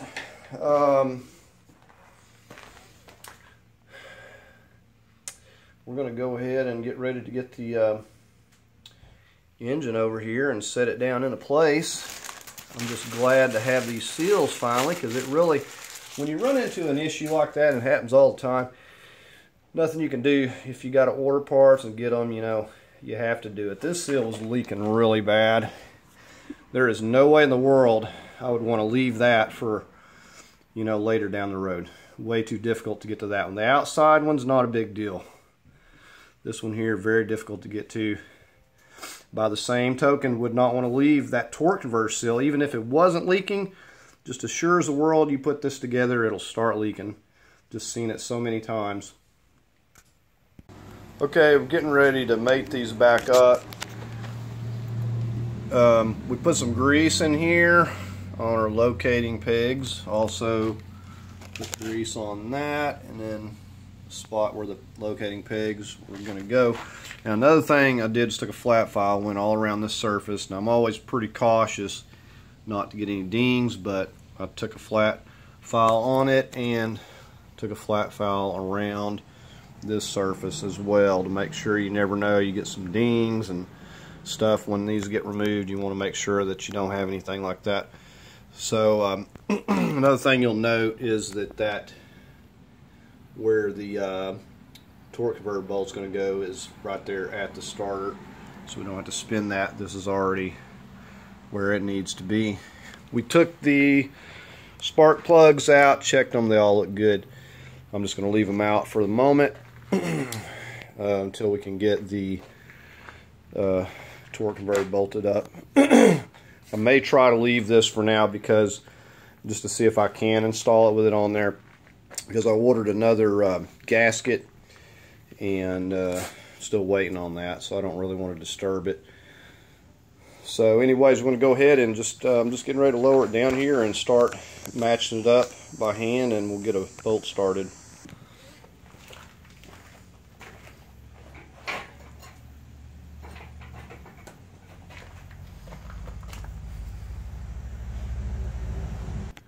Now when moving this to place, one thing, when I've got my lift on it here, it's going to have to be like tilted up or down or something here because it's higher on the other side than here. So I'm just trying to get it up close and get one bolt started right here where the locating peg is right here. Try to kind of get one side, basically maybe get a bolt, just start it with my fingers, and then I'll go to the other side and kind of lift it, and it's really not that difficult. Okay, as you can see, we're real close here. We're gonna, so we numbered these bolts. So I know that this one's gonna go in right there. I'm just gonna try to tilt this slightly and get this bolt just slightly started with my fingers. I'm just kind of rocking it around here a little bit. Okay, as you see, I threaded this just a few turns, kind of rocked it and threaded it a few turns. I don't quite have the dowel into place here, but I'm going to go to the other side now and get my bolt, goes on the other side, and start it. So never put a wrench on it, only finger tighten, because if you start, you're going to get it cross-threaded until you get it all up into place. Okay, you can see on this side, we're almost right here at it. I'm going to have to just shift it a little bit. I've got my Loctite. I'm going to get this bolt. I'm going to shift it a little bit here to where I can get this threaded by hand. Now once I have the bolts kind of threaded, I'm going to try to go ahead and push the engine on up here. I mainly need to get, see, now I can easily thread that in a little farther so it can't get away. But that's where you start at your locating peg. So I'm going to go back over to the other side and make sure it's pushed up. Okay, so just snug this side up a little more. It's looking pretty good there. Now I've got grease on it. This locating peg was a little tighter when taking it apart, but so it's a little bit tighter. I don't want to run this down with the wrench, so I want to try to get it pushed up by hand. That way I'm not damaging the locating pegs, the hole, or anything until I know that I've got it in there. I've got a little more of a gap up at the top, so I'm going to get my lift lifted up slightly just to get this a little more evened out.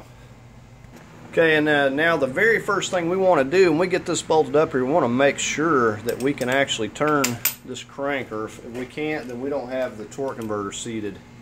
So we can see we got it pushed up there. We got our bolt ran up.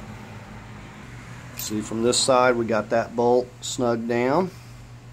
Okay, we can see from out here that we've got our hole on our flex plate lined up with the torque converter, so we're good to go there. Okay, so now we're pretty much home free. All we got to do is get a little Loctite and start putting the bolts. I've said I've got them numbered, so there's no confusion as to which one goes where. We're just putting them right back where they came from. I got a couple on the bottom there that are a little more difficult to get to. We'll wait till we actually either get the engine lifted up or get it in the vehicle or whatever. But I'm going to go ahead. I got this one on the side. We'll get these over here.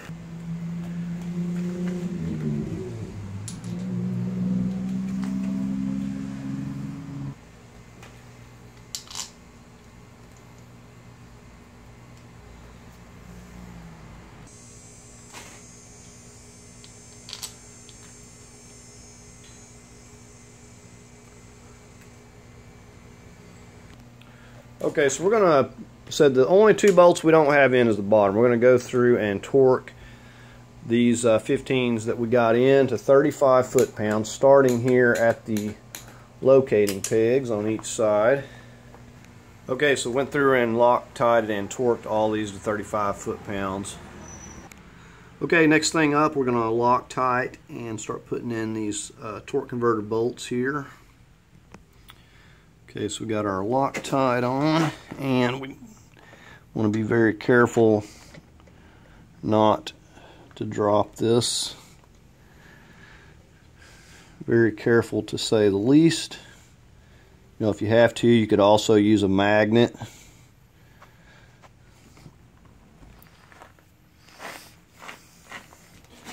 Okay, so what I'm going to do is I'm going to snug that down a little bit, and then I'm going to back it off so they all line up good, but I want to get it pulled up to where I need it. Okay, so we got our 18. We're going to go ahead, and I was using the big long extension before. I may switch back over to that, but I'm just going to snug this up a bit, and then we'll back it off to where it's just a little bit loose. Okay, so if you don't back it off just a little bit, you may have alignment issues getting your other bolts in. So we're going to go ahead and rotate this clockwise. I've got the plugs out, so it's pretty easy to turn here. And there we go.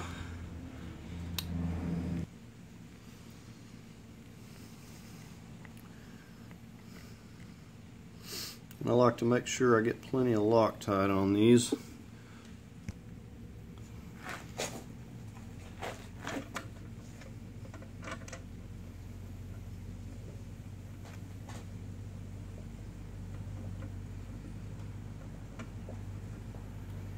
Again, I'm having a little bit of an alignment issue on this. I'm going to have to shift that flex plate a little bit.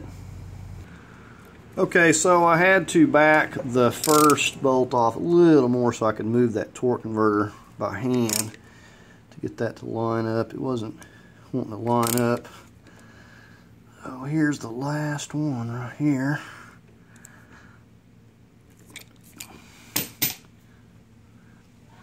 I had a close call on the last bolt, so I switched over to my magnet here. I do not want to take the risk.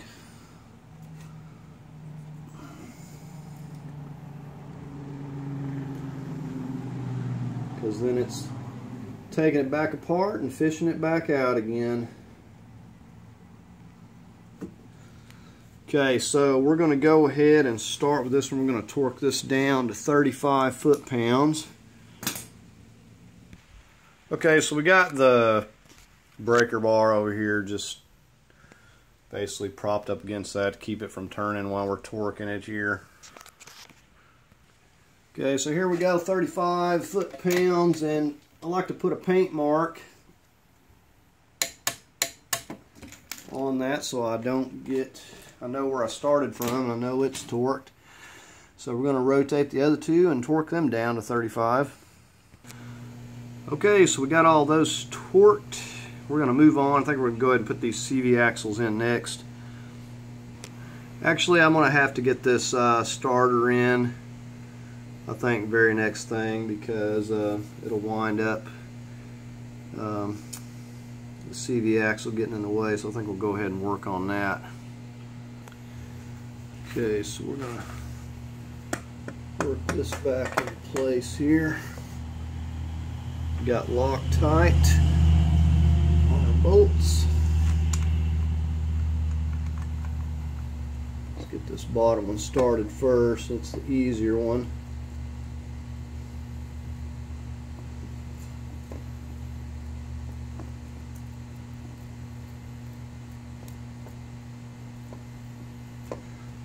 Alright, so now I'm going to get my extension, just get that upper one there.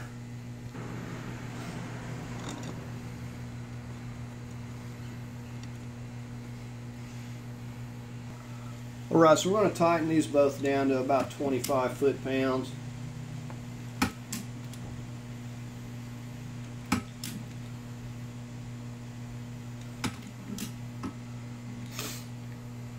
Okay, so never underestimate how time consuming it is to put all these wires back, even though I had everything labeled. Very time consuming. Just to show you kind of where I got these routed here. And we've got this zip tied back up.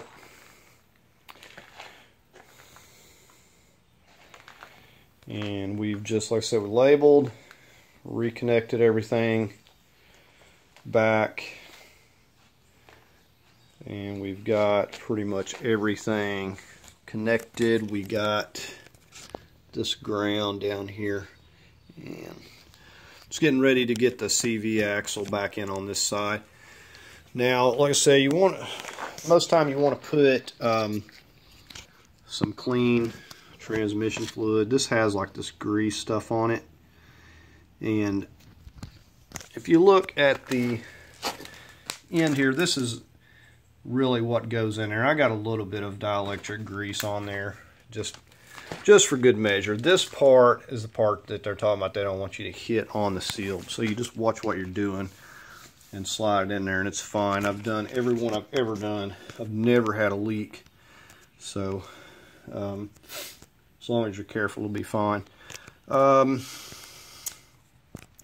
Now we do have to get this bracket back on here, and we might need to go ahead and just do the alternator first too, so may go ahead and slide that back on and see what we got. Okay, we got our bracket on. We're going to torque these to 35 foot-pounds.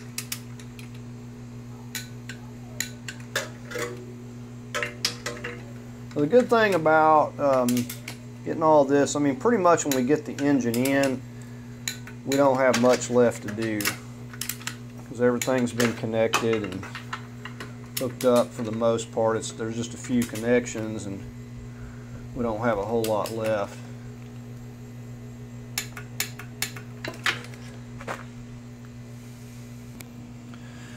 Alright, so finally ready to slip this in. And we're just carefully slide it in here. Okay, so make sure that the end of that is absolutely clean.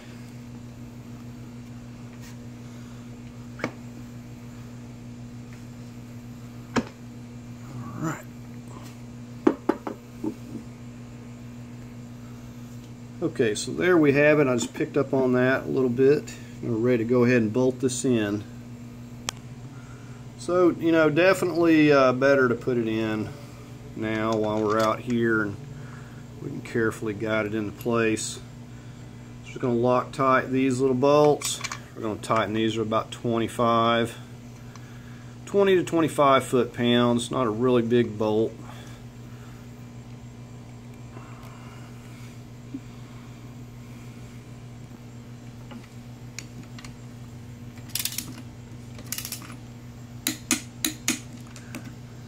Alright, so we're just torquing these three down. Alright, so this alternator is one of the few things that I hadn't managed to clean. It's still a little bit dirty, and I have like clean on this thing, pressure washer,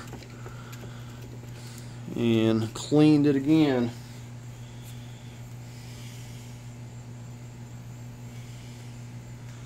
So we're going to tighten these up to about 20-25 foot-pounds, and we'll get our wires connected here. Got to get the nut goes up here on this.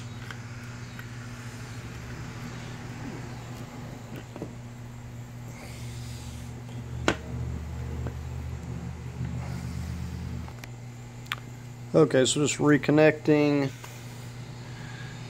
our starter alternator rather, and getting this 13 back on here.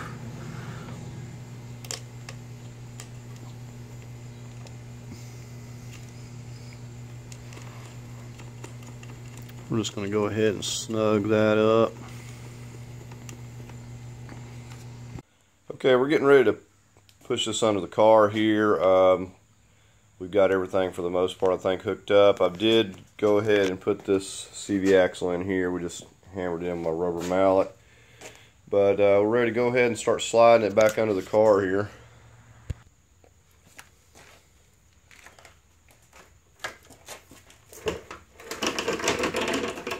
Once you get this kind of moving, you can see that it moves pretty easily on this.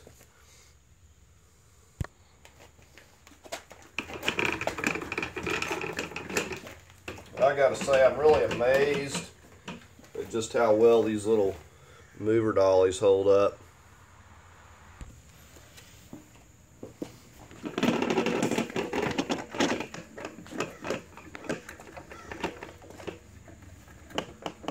Okay, and so the hope is we're going to get it over here and just kind of go back in just like we came out.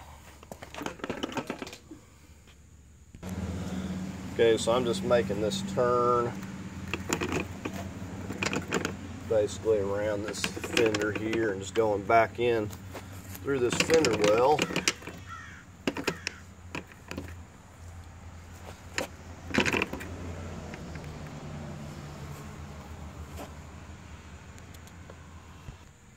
See where I'm at the moment. I'm going to make this turn, and if we have to, we can lift it up a little more, clear that strut there. Okay, so you can see just right in through here, and I've got it up enough we're clearing right beside this here, no problem. Plenty of room on this side. So the only thing, we're just going to go ahead and finish getting it out of the vehicle and halfway get these body mounts into position, and then we can start lowering this down, but pretty simple.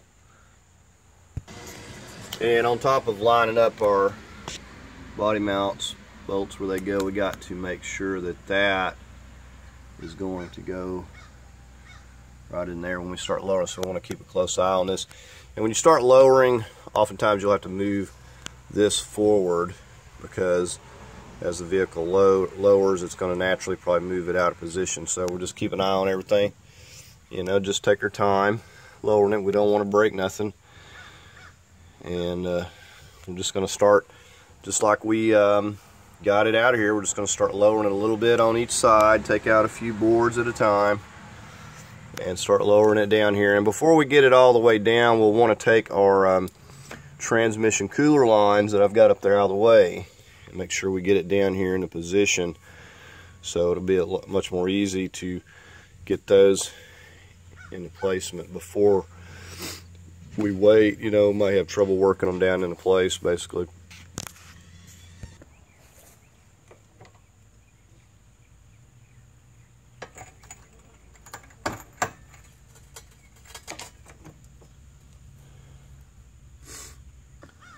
Okay, and the only other thing I'm going to have to watch for is my AC compressor.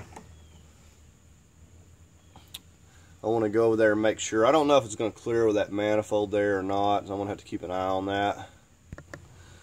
Okay, so it's coming down nicely so far. I've got the subframe back far enough that the AC compressor is missing really good at the moment. And we still got a good little bit to go here. See, it's still strapped. I just put a piece of cardboard in between that and that, so it's just going to slide right down under there. You see that everything's clear. I don't really have to worry about anything till I get to the piece for the steering column. I got my lines down there for the transmission cooler. So everything's going pretty smoothly. I'm just going from side to side and slowly lowering it.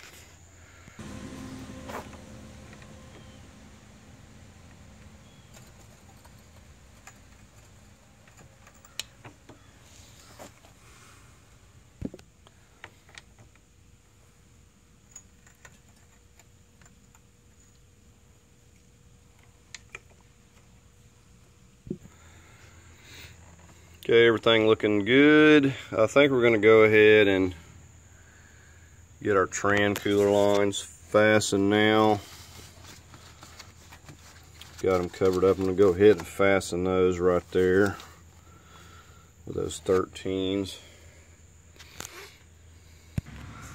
Okay, so got those just on there loosely at the moment, and we're just watching this. Kind of got our mounts here lined up sort of, and we're just keeping an eye on things. I'm going to go ahead and start lowering it down a little more here while we're watching that. We don't want that getting hung up. Okay, as you can see, that's going real nicely there as I'm lowering it down. And we're also getting real close to where our bolts here lining up for our subframe. Here's a view again from up top. You can see it gets pretty close over here on this side, but you just, watch out for things. Take your time. We got our AC compressor down under that. Didn't have any problem with that. I'm sure I could have left the manifold the first time. But I'm not going to disturb this for now unless I notice it leaking any. But I did order another gasket, so if I have any trouble, it's no problem to go in there and replace that. We actually got everything lined up pretty good the first time. I'm just going to try to shift this up here in the front in a position first before I get to work on the back. And see, with this mover's dolly, you can adjust it real easily. You can just pull it over to one side or the other just to get whatever you need. So I'm going to get this first one started, and then we're just going to go over and get to probably the other side and try to see if I can get to the back there. Okay, and I want to point out I am not tightening any of these. I'm just loosely starting these bolts. We're going to get everything into place before we snug these up, and that's including the mounts up on the top. I'm going to tighten these down here first, but I want to get them all into place before we go to tighten anything. And I'm just loosely running these up. I am putting Loctite on here.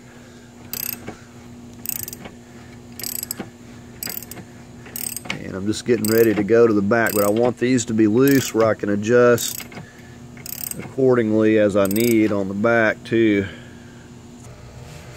Alright, we got to get this one into place. Now keep in mind, this piece has to go with it, and that other brace in the center has to go on top of these. So I'm just kind of getting this here loosely. It's lined up really good here. I'm just tightening this with my fingers. And this jack's actually in the way here as well. I'm gonna have to move it back. But we're gonna get these here started, and I'm gonna get that brace on there as well before we forget that. These are the rear ones. Okay, before we put that brace in down there, we will have to lift the vehicle, but I've got the body bolts all not snugged down, but loosely into place. And we're going to just get these up here. These are lining up excellent. Putting some medium Loctite on them. We're going to get these up here secured and get the one on the engine front there secured. And so we got everything loosely in place.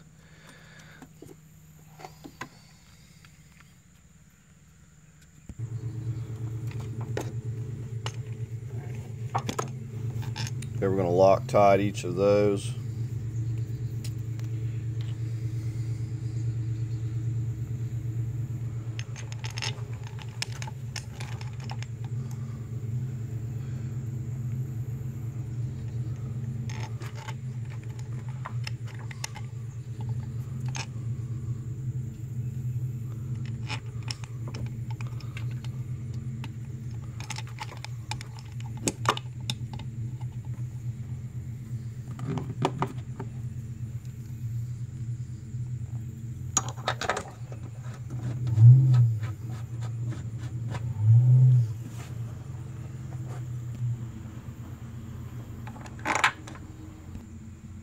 and the one in the back.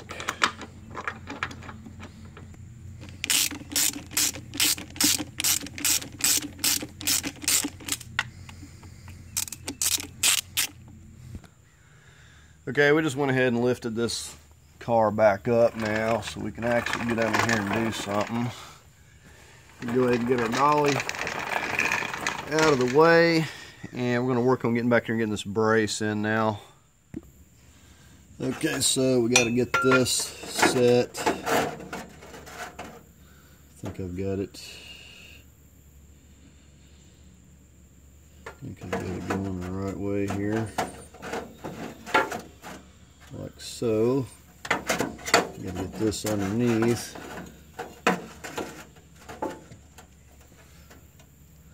We got Loctite on our bolt. As long as we can find the bolt hole here.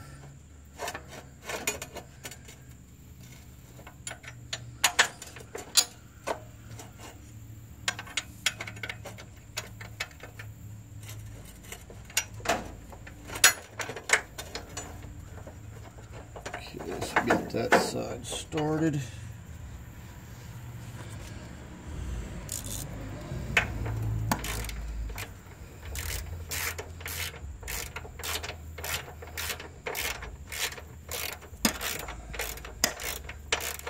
Now typically you always have these braces that go like over the top of the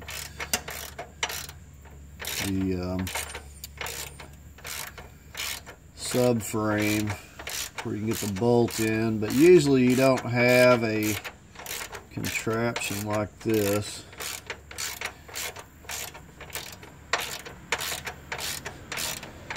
So you got to make sure you get all this in at the same time before you can do much of anything. So I'm going to go ahead and get that other side there. And we're going to snug these up first before we snug up the brace. Okay, we're going to tighten these to 95 foot-pounds now.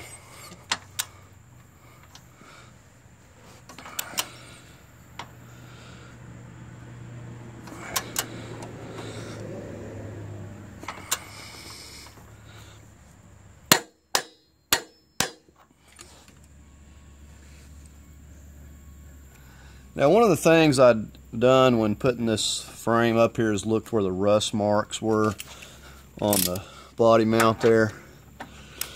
And I made sure those were back on there. It was pretty close anyways. I think I had to bump it just slightly. But it was really, really close. But just to make sure I'm putting them back exactly right.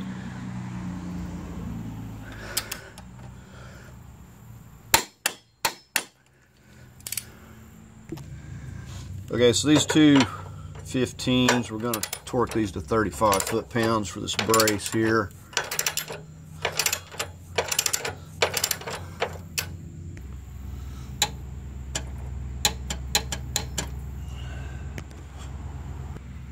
I'm going to torque these to 40 foot-pounds, all these up here. These are 15s as well.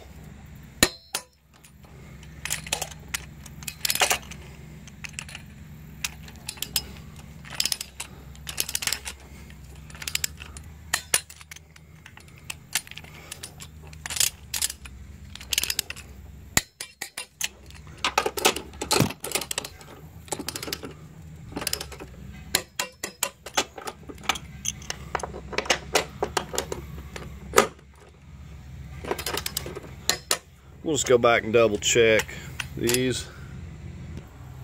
Okay, 40 foot-pounds on these right here as well.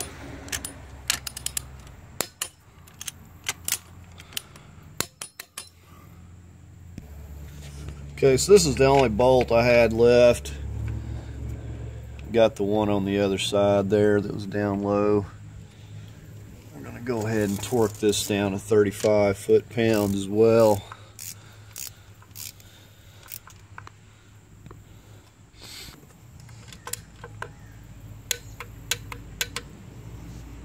Okay, so I'm just working on slipping the transmission back in place here at the moment. and we're going to get the belt back on here. We got the studded bolt up there.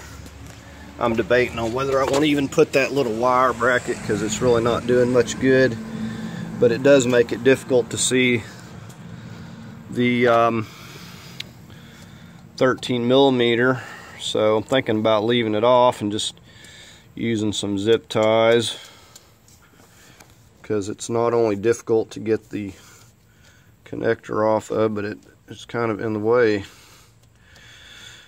So I'm going to torque this down to about 20 foot-pounds, and I'll show you what else we've been working on here.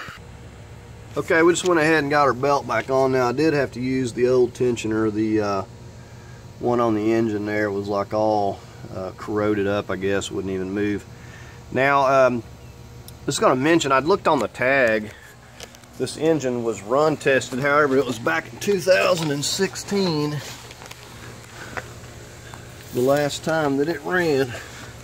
Alright, so down here, this is that one that snapped off of that side, and I had to drill that out. Now if you're out here where you could you know, put it in a vise and hit it, sometimes you can knock them out of there, but it was really stuck. I had to drill that completely out. It's kind of time consuming, but I'm just going to get another bolt with a nut about that length and that size, just whatever will fit through there, and bolt it back. And I want to put a new gasket on there as well. Okay, before I get on the exhaust, I'm going to work on hooking some things up here.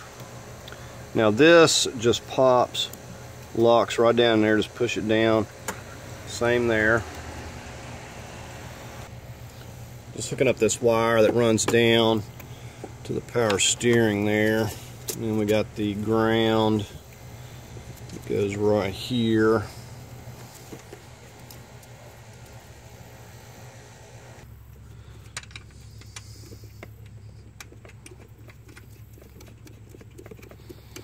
I will snug that up. Okay, so where we got this connector that goes down in the box here, and we got to get our 10 millimeter reconnected there. Okay, so we got this ground we're fixing to put right back here on this 10 millimeter.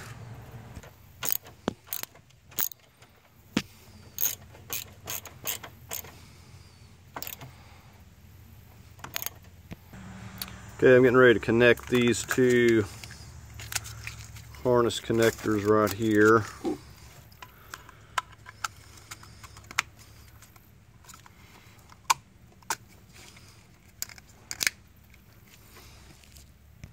Okay, and that just clips back right there. Okay, I think I'm going to start getting like these heater hoses and lines back in here. This one goes down on the bottom down there, the bottom heater core. I'm just going to set that slides back and it's supposed to lock in there, but it's broken. Pin you right over here. It's nice when they ship these, they put all these plugs, keep crud out of here. And I'll save these. I got a bunch of these, they really come in handy. Alright, so we'll get that slipped on there. If I have any trouble out of these clamps, I'll just put some screw clamps on them. I'm not messing around with them. Usually they're fine till you disturb them, and then they'll start wanting to leak on you if you ain't careful. Okay, we're gonna just push that bottom one on and clip it. I'm hoping these won't leak. You pretty much just have to get new ones. Right, and I'm just getting ready to get the upper one popped down in here. Now I'm going to just fill it with water and kind of flush it out first. Make sure the clip's up. Anyways, I'm going to flush it with just some water first, and after that we'll get some coolant.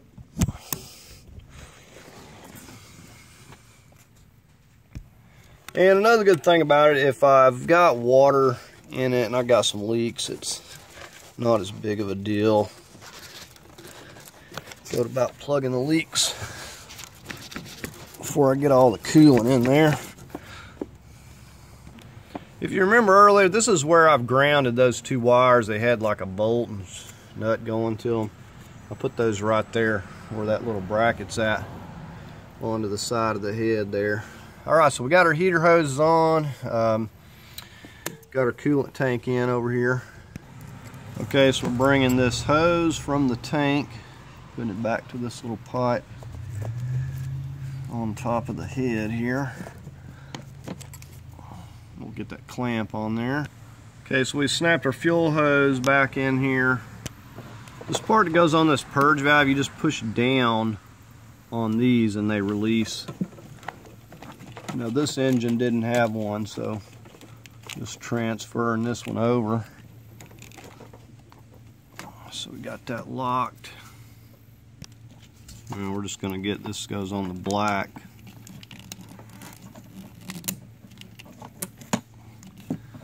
Lock that one. Get our fuel line. Looks like this has been dented up. I'm going to have to get my other fuel line. Thought I was going to be able to use theirs, but not happening. Alright, so I got my other fuel lines crossed over here, switched over. Okay, I was getting ready to put these hoses on over here, and I remembered the little brackets down here for the radiator, and I actually had to put them in from the bottom and lift up. And as you're lifting up, you also got to get that into that right there, so you want to make sure you're keeping an eye on that, because if it doesn't go in there, you got to redo it. And so I lifted it from the bottom, got those 13s in there, snugged those down. So just getting ready to put my hoses on here. At this point, we got some new hoses. We're going to put the screw clamps on it. Alright, so we got these stainless steel clamps here we're going to be using.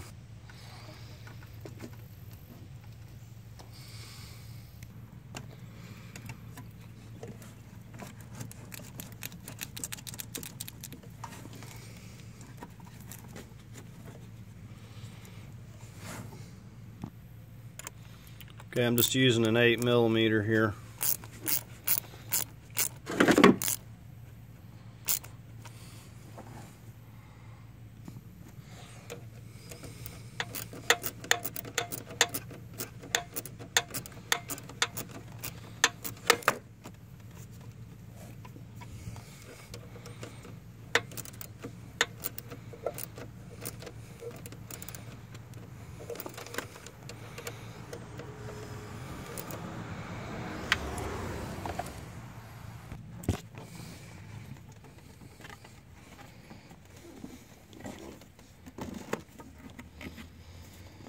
So whatever you do, if you're doing a job like this, do not go with some old hoses. You'll regret it later.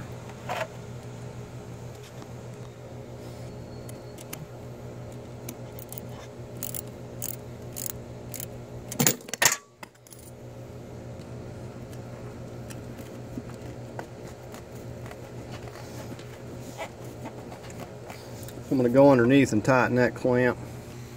Okay, we got that lower clamp on that hose. I'm going to go ahead. I've got a new oil filter. We're going to go ahead and get some oil in here. And I think the next thing I'm going to tackle is going to be the exhaust and maybe start getting the knuckles and stuff back on. Actually drained out probably at least a quart of oil, old oil that was still setting in the engine.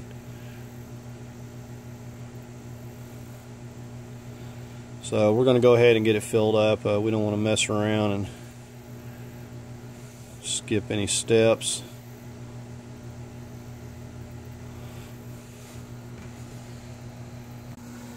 Okay, we're getting ready to slide this exhaust back here. I still do not have my gasket. I had to order one.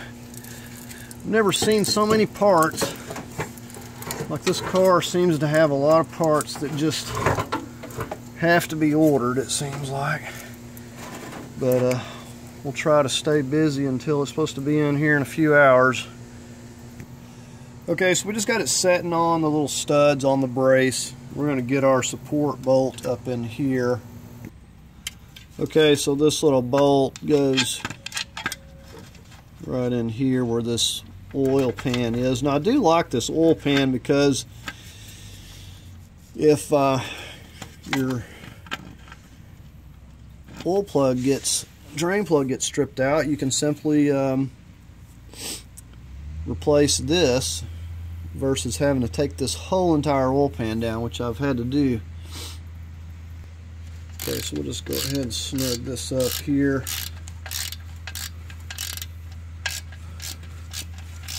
I still got to get my cat on. I may need to get that before I get this entirely tight because I'm doing this kind of in the wrong order.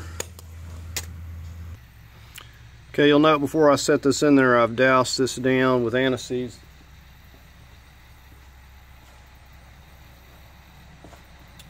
And we're going to go ahead and try to work it into place here.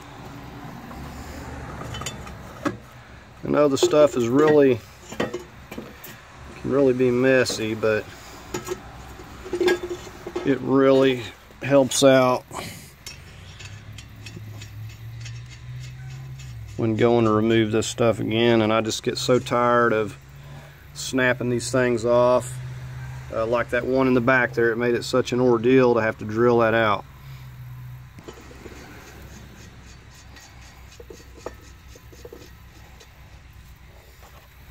We've got one more back here in the back. I don't know if they'd forgotten about that one before or lost it or what, but it was one of them missing there.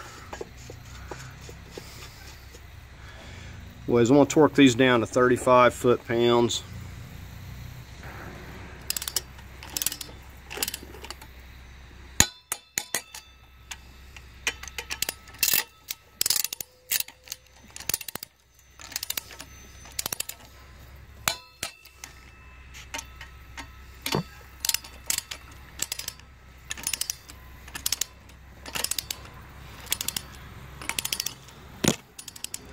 Now I do have a bracket down there. I may have to check that before I can have these completely tight. I may be loosening these back off again.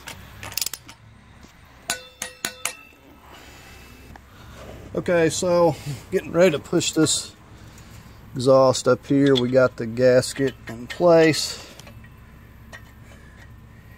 And I'm going to attempt to get this bracket over here. I'm just snugging this 13 up a little bit, and then I'm not going to get it tight. I'm going to get on the other side and get the other one coming from the other side there.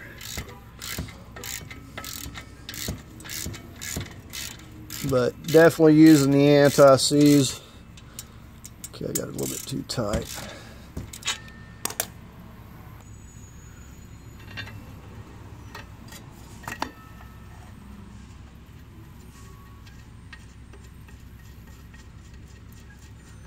We got the brace that goes over here.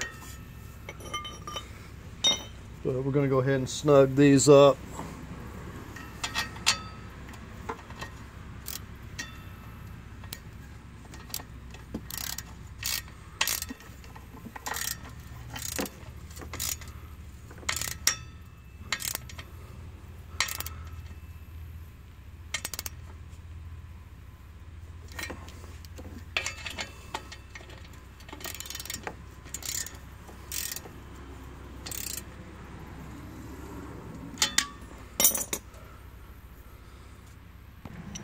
Okay, so this part of this brace goes,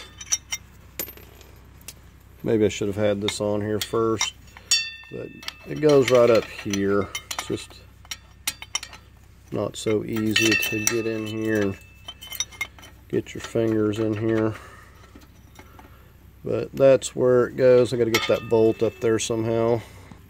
Okay, so I got it started there finally. I'm going to get out here with a little bit of an extension, I think, and tighten it up or snug it down. I got to get another bolt on this other side. It's going to go into that. And that just braces this together here. It didn't even have a bolt in it when I took it apart. Okay, I found a little bolt. I don't know what size it is, but it's going to go on the other side of this brace right here.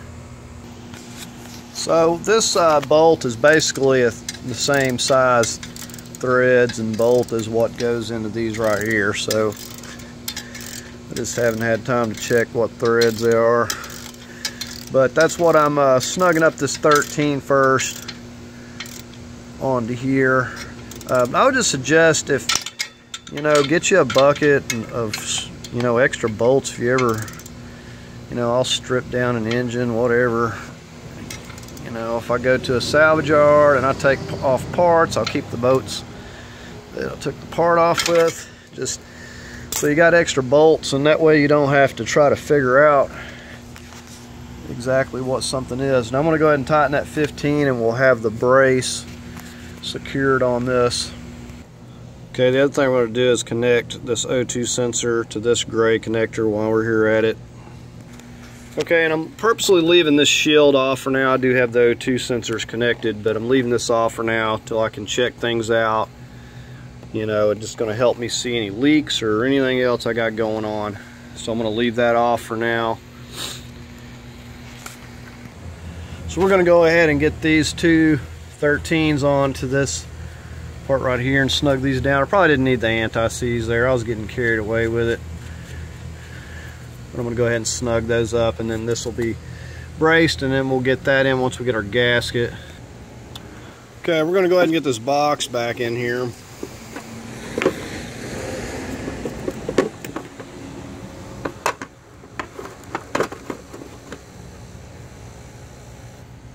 I think after we get the majority of everything up here, we can switch over to getting our knuckles and stuff back on.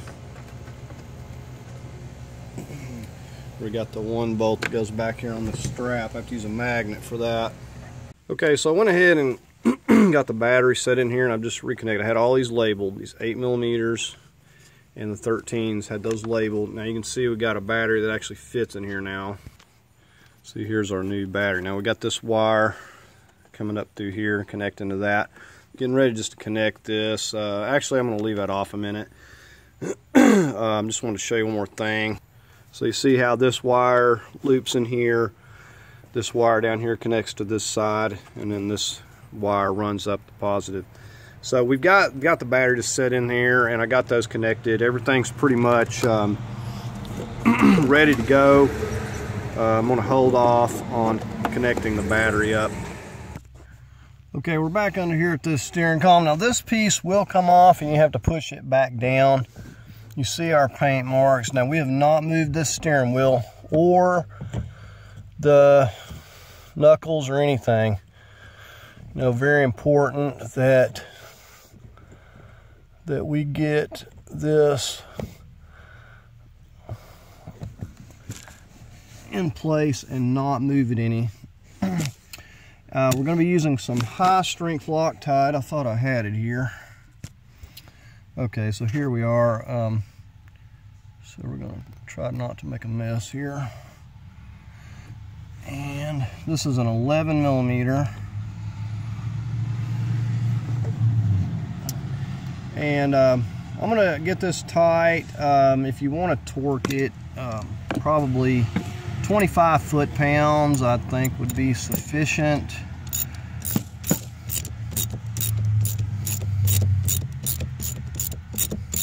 But we definitely want this back in place before we go to moving anything out there. We want to make sure that our steering wheel is straight, has not been moved, that we haven't moved our tie rods or anything.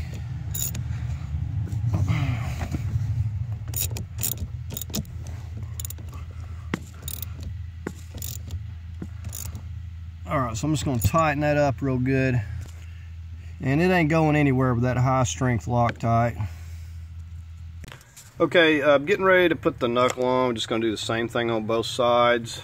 We reattached this wire that clips to the frame here. Runs around on this control arm. Comes up here and it clips in with this. right there. But I've got a little bit of white lithium. I'm getting ready just to slide this on, and we'll start torquing all this down. And so we're just going to do the same thing on the other side there. Okay, so very first thing, we want to get this heavy thing up here and get it sitting on our ball joint.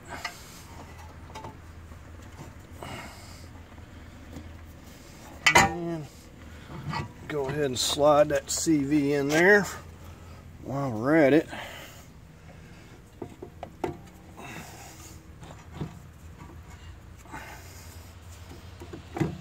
We got to get our knuckle. So there, we got that. I'm just going to push this up a little bit.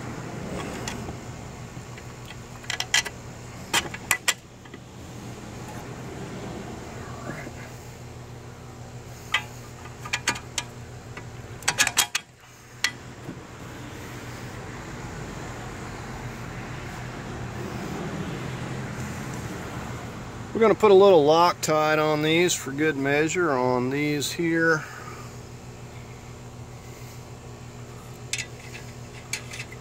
On our 18s.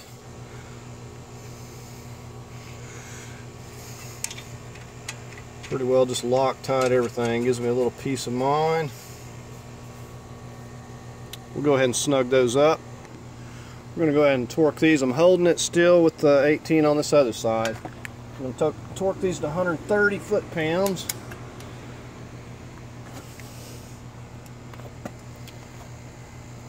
Okay. Just want to move on me here.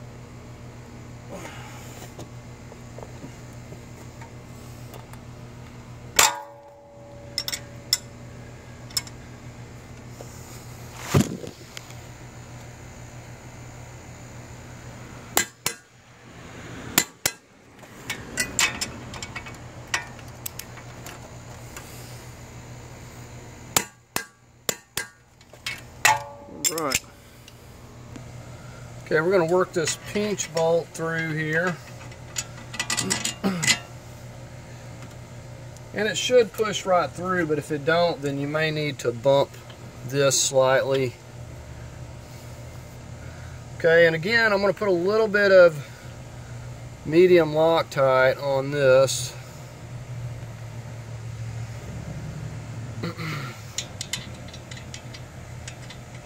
Okay, I have to hold it with a 15 on the bolt head side while I tighten this side here up.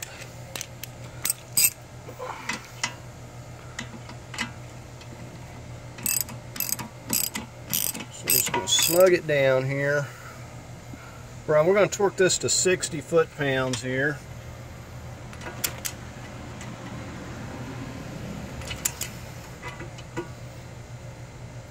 And these are tough little bolts.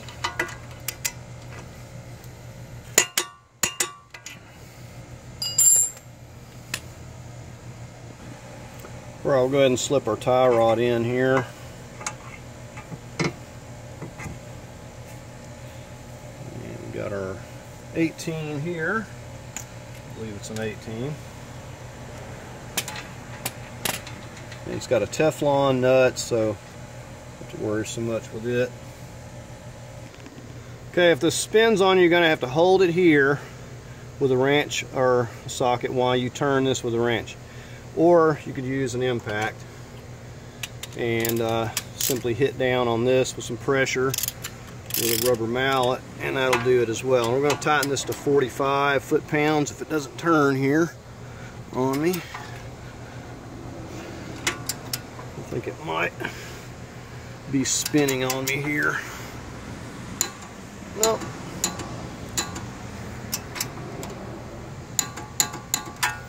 All right. Okay, this one same as when we took it off. We have to hold this this here, or no, we actually have to turn that, sorry. But to hold the nut side with an 18, find my 18, So we're going to have to hold this, but instead of going clockwise, righty-tighty, we're actually going to have to go, we're going to have to turn the star, or the T40, counterclockwise, tighten it up. So you get the idea. I'm just going to work on snugging that down. Okay, I'm going to just torque this to about 35 foot-pounds. Okay, and after you get this snugged up, it actually will torque too. And I actually got it to 40 foot-pounds there. Okay, so we're going to get our ABS sensor back in here. And I was showing you where it routes on the control arm there.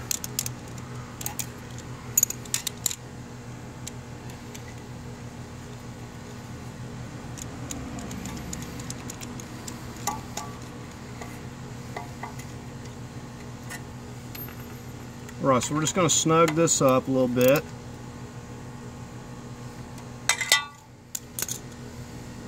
Okay, we're going to go ahead and place our caliper back on.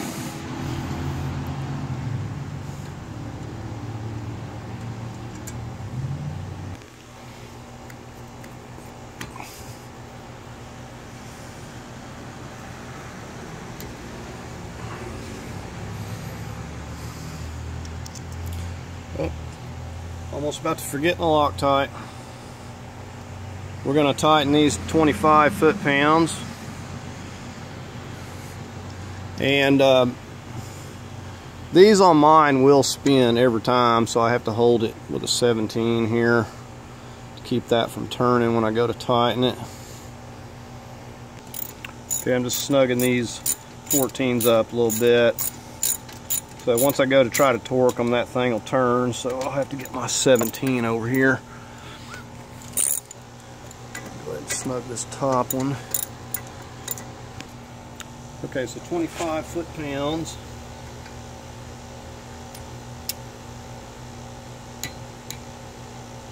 And we'll get the top.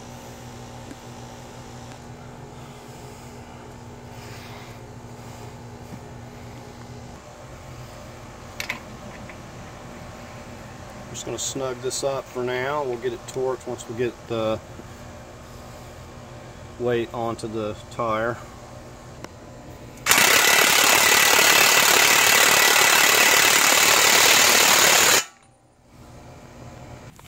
Okay, so I got my gasket here that I ordered, and we're going to be able to go ahead and get that on this. Okay, well, the one stud's missing, but I'm going to slide it on this side and we'll figure it out here. Okay, so they can't make their gaskets right, so I had to chisel this end just to get it to fit here, because I couldn't get the bolt to go through. As you can see, the problem, if I can get my hand out of the way here, so I had to chisel. Once that's out of the way, it actually will set on here on this part fine. You just can't get a bolt through this side, so I'm going to try it again here. Pull it back up. Okay, so just got the nut started there. We're going to put some of that anti-seize on here. I think this will pull up. It's got more slack there.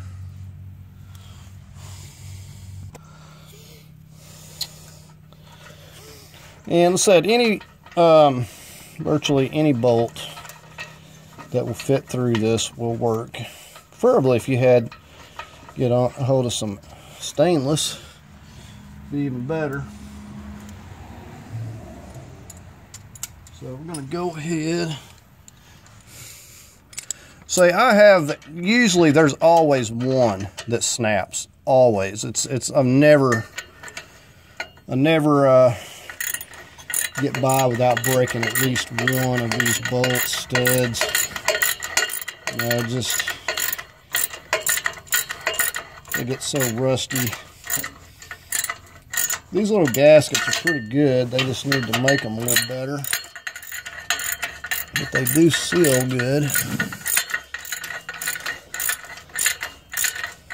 So I'm going to tighten this on up. Okay, so we got 5 quarts of this Dexron 6 going to get in here now. May need a little bit more, but we'll see once we get it running. As we just took the cap out down there, we're just going to slowly pour in 5 quarts. I already got the oil in. Other than getting the intake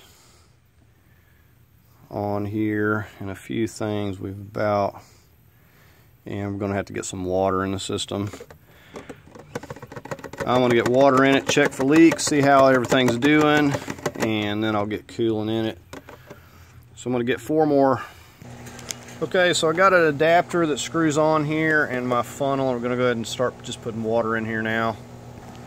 And hopefully we don't have any leaks. I did turn the petcock on the radiator, but can't guarantee that I didn't forget to do something. And I guess this engine hasn't ran in 5 years, so we're going to find out what it's going to do. 2016, and you know, will it run is the question. So I'm just going to work this water in here. Okay, while that's going in slowly, we're going to go ahead and attach our battery cable here, and this should fit on here right.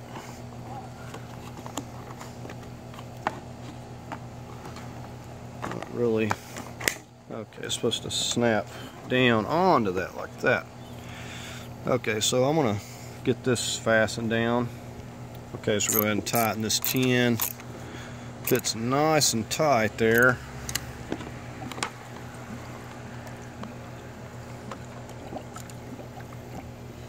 Okay, we're going to go ahead and get our negative on.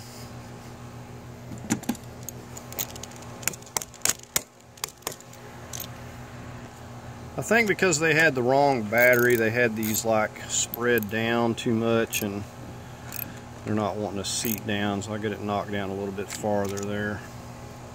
It's nice and snug. Okay, I was about to mess around and forget my intake here. Put this cover on here, protecting the throttle. Well, we got this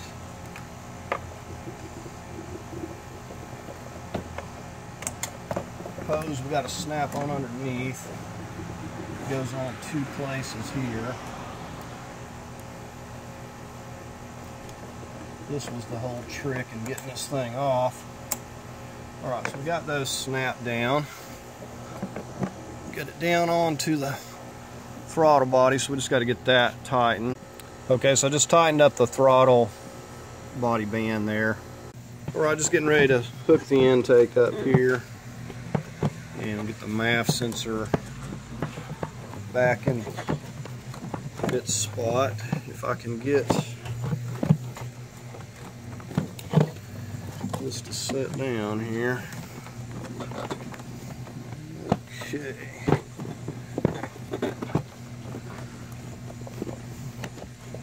Alright. So we're going to go ahead and reconnect this.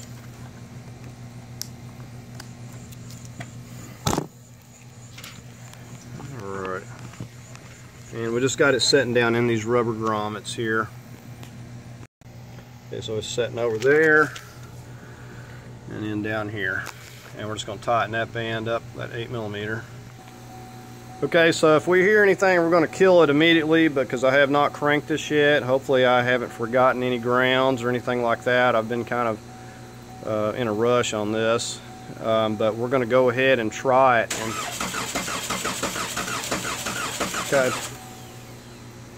okay, it's not wanting to start. May have to prime the fuel a little bit more. Okay, we're going to try it real quick with the throttle to the floor and see if it... Okay, still not getting anything. Okay, I put a little starter fluid in over here. Let me show you. I sprayed a little bit of starter fluid in here. And I don't know whatever the reason is, but I've had to do this to several to get them to initially crank. And I'm going to see if it's going to crank on its own at this point. Okay, so let's try it without the starter fluid. Okay, still not getting anything. Okay, so we're back out here today. I was messing with this a little bit last night, trying to figure out if I had forgot to hook something up, and it wasn't pulling up any codes or anything. And so I even went to swapping a few sensors and didn't have any luck. And it wasn't until I did some research, and I didn't think this was going to work at all. But there was a computer reset that they say that happens to people at random times and for whatever reason, and just thought I'd try it to see what happened. And sure enough, this reset fixed the issue, and it cranked right up. So we'll go ahead and get in here. I'm going to crank it up and just show you. Okay, for this reset, all you have to do, it's pretty simple. You get in here and you turn the key on in the on position where everything's lit up here right before you crank it, and you leave it on for 10 minutes, and then you turn it back off for exactly 1 minute, and then you try to crank it. If you've done it right, if that's the problem, it'll work. So let's go ahead and crank it up, and we're going to start checking some things out. It was dark when I got it fired up last night, so I just kind of left it at that. You can see it is cranked up and running here. The engine sounds pretty good. I have not really checked it out much. As far as coolant, the capacity was, I put about 2 and 1/4 gallons. So if you put a gallon of concentrate in here, then it should be just right. So I'm just going to be looking for leaks and checking things out here. Okay, and I'm just going to be going in here and checking my gauges while we got it running here. And if everything checks out, I don't see any leaks, I'm going to go ahead and pop the wheels on here and get the CVs and stuff, axles tight, and then we'll go ahead and take it down the road. Okay, so we've been running it about 15 minutes here, so I went ahead and I got the wheels on. Have not torqued those yet. We'll just crawl in here and take a look. Now you're going to see some burn off if you sprayed things down with WD-40. You're always going to have a little bit of burn off from the exhaust, but everything's looking good. I'm not seeing any drips or leaks. I'm going to run it through a few gears and check my CV axle seals out. Other than that, everything looks pretty good. And sounds real good. And no check engine light so far. You see the gauge, the heat gauge hasn't hardly moved. Staying right there. Okay, check the CV axle seals, rotated the CV axles a little bit. We're getting ready. I'm going to go ahead and lower the vehicle and get all the blocks out from under it. And we're going to go ahead and take this down the road. Okay, so we're going to go ahead and tighten our lugs down to 100 foot-pounds.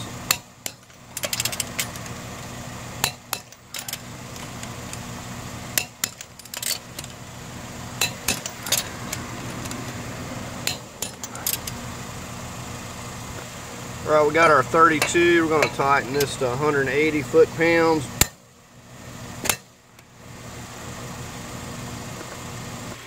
Okay, so we're ready to go ahead and take this down the road for a spin. Okay, so here we are taking this thing down the road. Now it sounds like I may have some wheel bearings that are going bad on me here,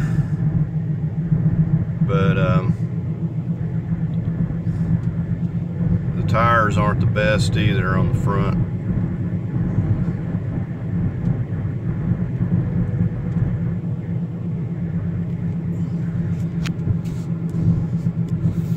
But it's driving really good. The engine is just purring really nice. Okay, I may have a problem with my, check the oil. The oil's good. I may have a problem with my oil sensor, the oil level sensor, because everything else is driving and doing real good. The engine sounds really good, so probably going to have to swap that out or something. Not for sure. The only other thing that I need to do is check my transmission fluid. I got to get it leveled out and pull that little plug on the side and see if it's just barely trickling. But it's shifting really good. But yeah, we'll check the oil out and get back and make sure. I know it was good. It was well up to the full mark. And I know I don't have any leaks, so everything should be doing really good. So we'll open it up a little bit and see how it's going to do. Definitely got something going on. My wheels or wheel bearings here. It's not sounding real good. Really think this thing's got some power to it. Even the rotors don't sound that bad. Surprisingly, they didn't look that good. But this engine's running really nice. So the one that was in it before was running, but it was all tore up. Metal shavings. It would run, but then it would stall out. It was throwing all kinds of codes. Don't really know what was going on with it. I could tell it had been worked on at one time or another, but you know, 188,000 miles, you know, what can you expect? So anyways, this is running really nice. Just wanted to show you this going down the road. Other than just my oil sensor here, I don't know what's up with that, but I may have to swap it off the other engine. So yeah, this engine is running really nice. It is purring like a kitten. It sounds so quiet from the inside too. Now I'm going to have to leave it set in a minute to get an accurate reading on this oil here. So what we'll do when we check this transmission fluid is we're just going to remove the wheel and have the vehicle halfway level and pull the plug right there beside that CV axle. We just want it barely trickling out.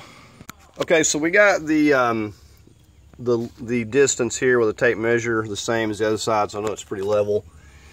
And we're just going to go in there. That's an 11 millimeter, just like the one that drains it. And we've got a long extension. We got the pan. Now we're going to have to get it running. It's already hot. We're going to have to get it running before we take that off. And what we want to see is that trickling out. If I don't have any coming out, then I for sure know that I need to add some. If it's coming out, then I'm not really going to worry about it. Okay, so I don't know who had worked on this car before, so I don't know exactly. I was getting over here to check my transmission fluid, and what I'd run into, this ground, there is a problem with this ground over here, so I don't know if there's like a ground missing or what, because I don't have a car to compare it to. But what I did is run this wire you see here from where those two wires are and ran it back overhead. It's really weird because the car was running and all of a sudden I drove it a little bit and then it wouldn't crank again. So they had it run up to this on this negative post. I just put it right here. So that's fixed the issue. So I did wind up having to put this ground running over here to those two cables. I had to put that back. So anyways, I got that. I'm going to get this leveled out again and get the transmission warmed up. Hopefully I can check this fluid out real quick. I've measured this where it's halfway level on both sides, like 9 inches here. I've got a long extension with an 11 millimeters, just like the bottom plug. And we're getting ready to go in here. We want it to be nice and warmed up and hot, and we want to see a little bit of fluid coming out of this. We don't want it gushing out, but the main thing is we want to see fluid coming out of this hole. If we don't, then we're going to have to add some more. Let's see what we got here. Okay, so we don't have anything coming out, so we've got to get some more fluid in this, and until we can get it running out that hole. So we're a little bit low. I put 5 quarts. I kind of figured it was going to take about 5.5 quarts to get this done. Okay, so we got us another quart of Dexron 6, and we've got our cap back off. And we're going to come around. Said we got this evened out, leveled out, and we're going to get that plug out. And you'll want to definitely have a glove. This is going to be hot. Okay, so I'm just taking the plug out, And I'm going to go up and pour it till we can get it coming through here. And then we'll get that plug back in. Okay, so we're going to slowly start pouring this in till we can get it coming out.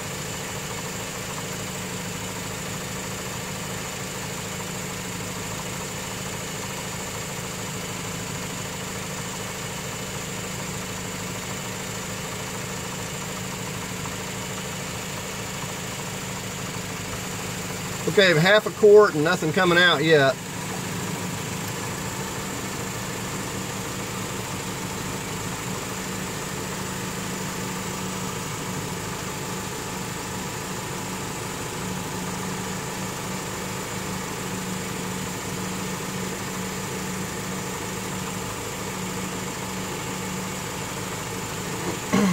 Okay, so we got a whole quart and still yet to get anything to come out, so we're going to have to get a little bit more, it's looking like. And this is the importance of checking this, because I was judging by how much I drained out initially, but that's to say that it was ever right to begin with. So I didn't check it prior, so it probably it did have a leaking CV axle seal, so it was probably a little bit low, because I've already put back more, I believe, than I took out. Okay, we're on quart number 7. I'm going to slowly start pouring this in, a little bit at a time. See how much it's going to take. I'm guessing on about 7 quarts, but I don't know.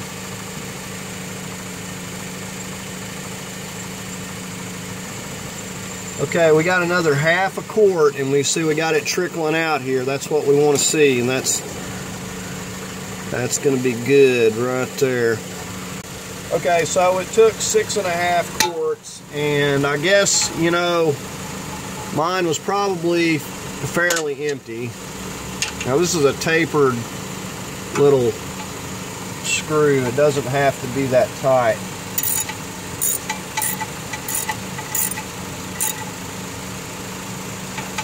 But you can see it just barely start trickling out there.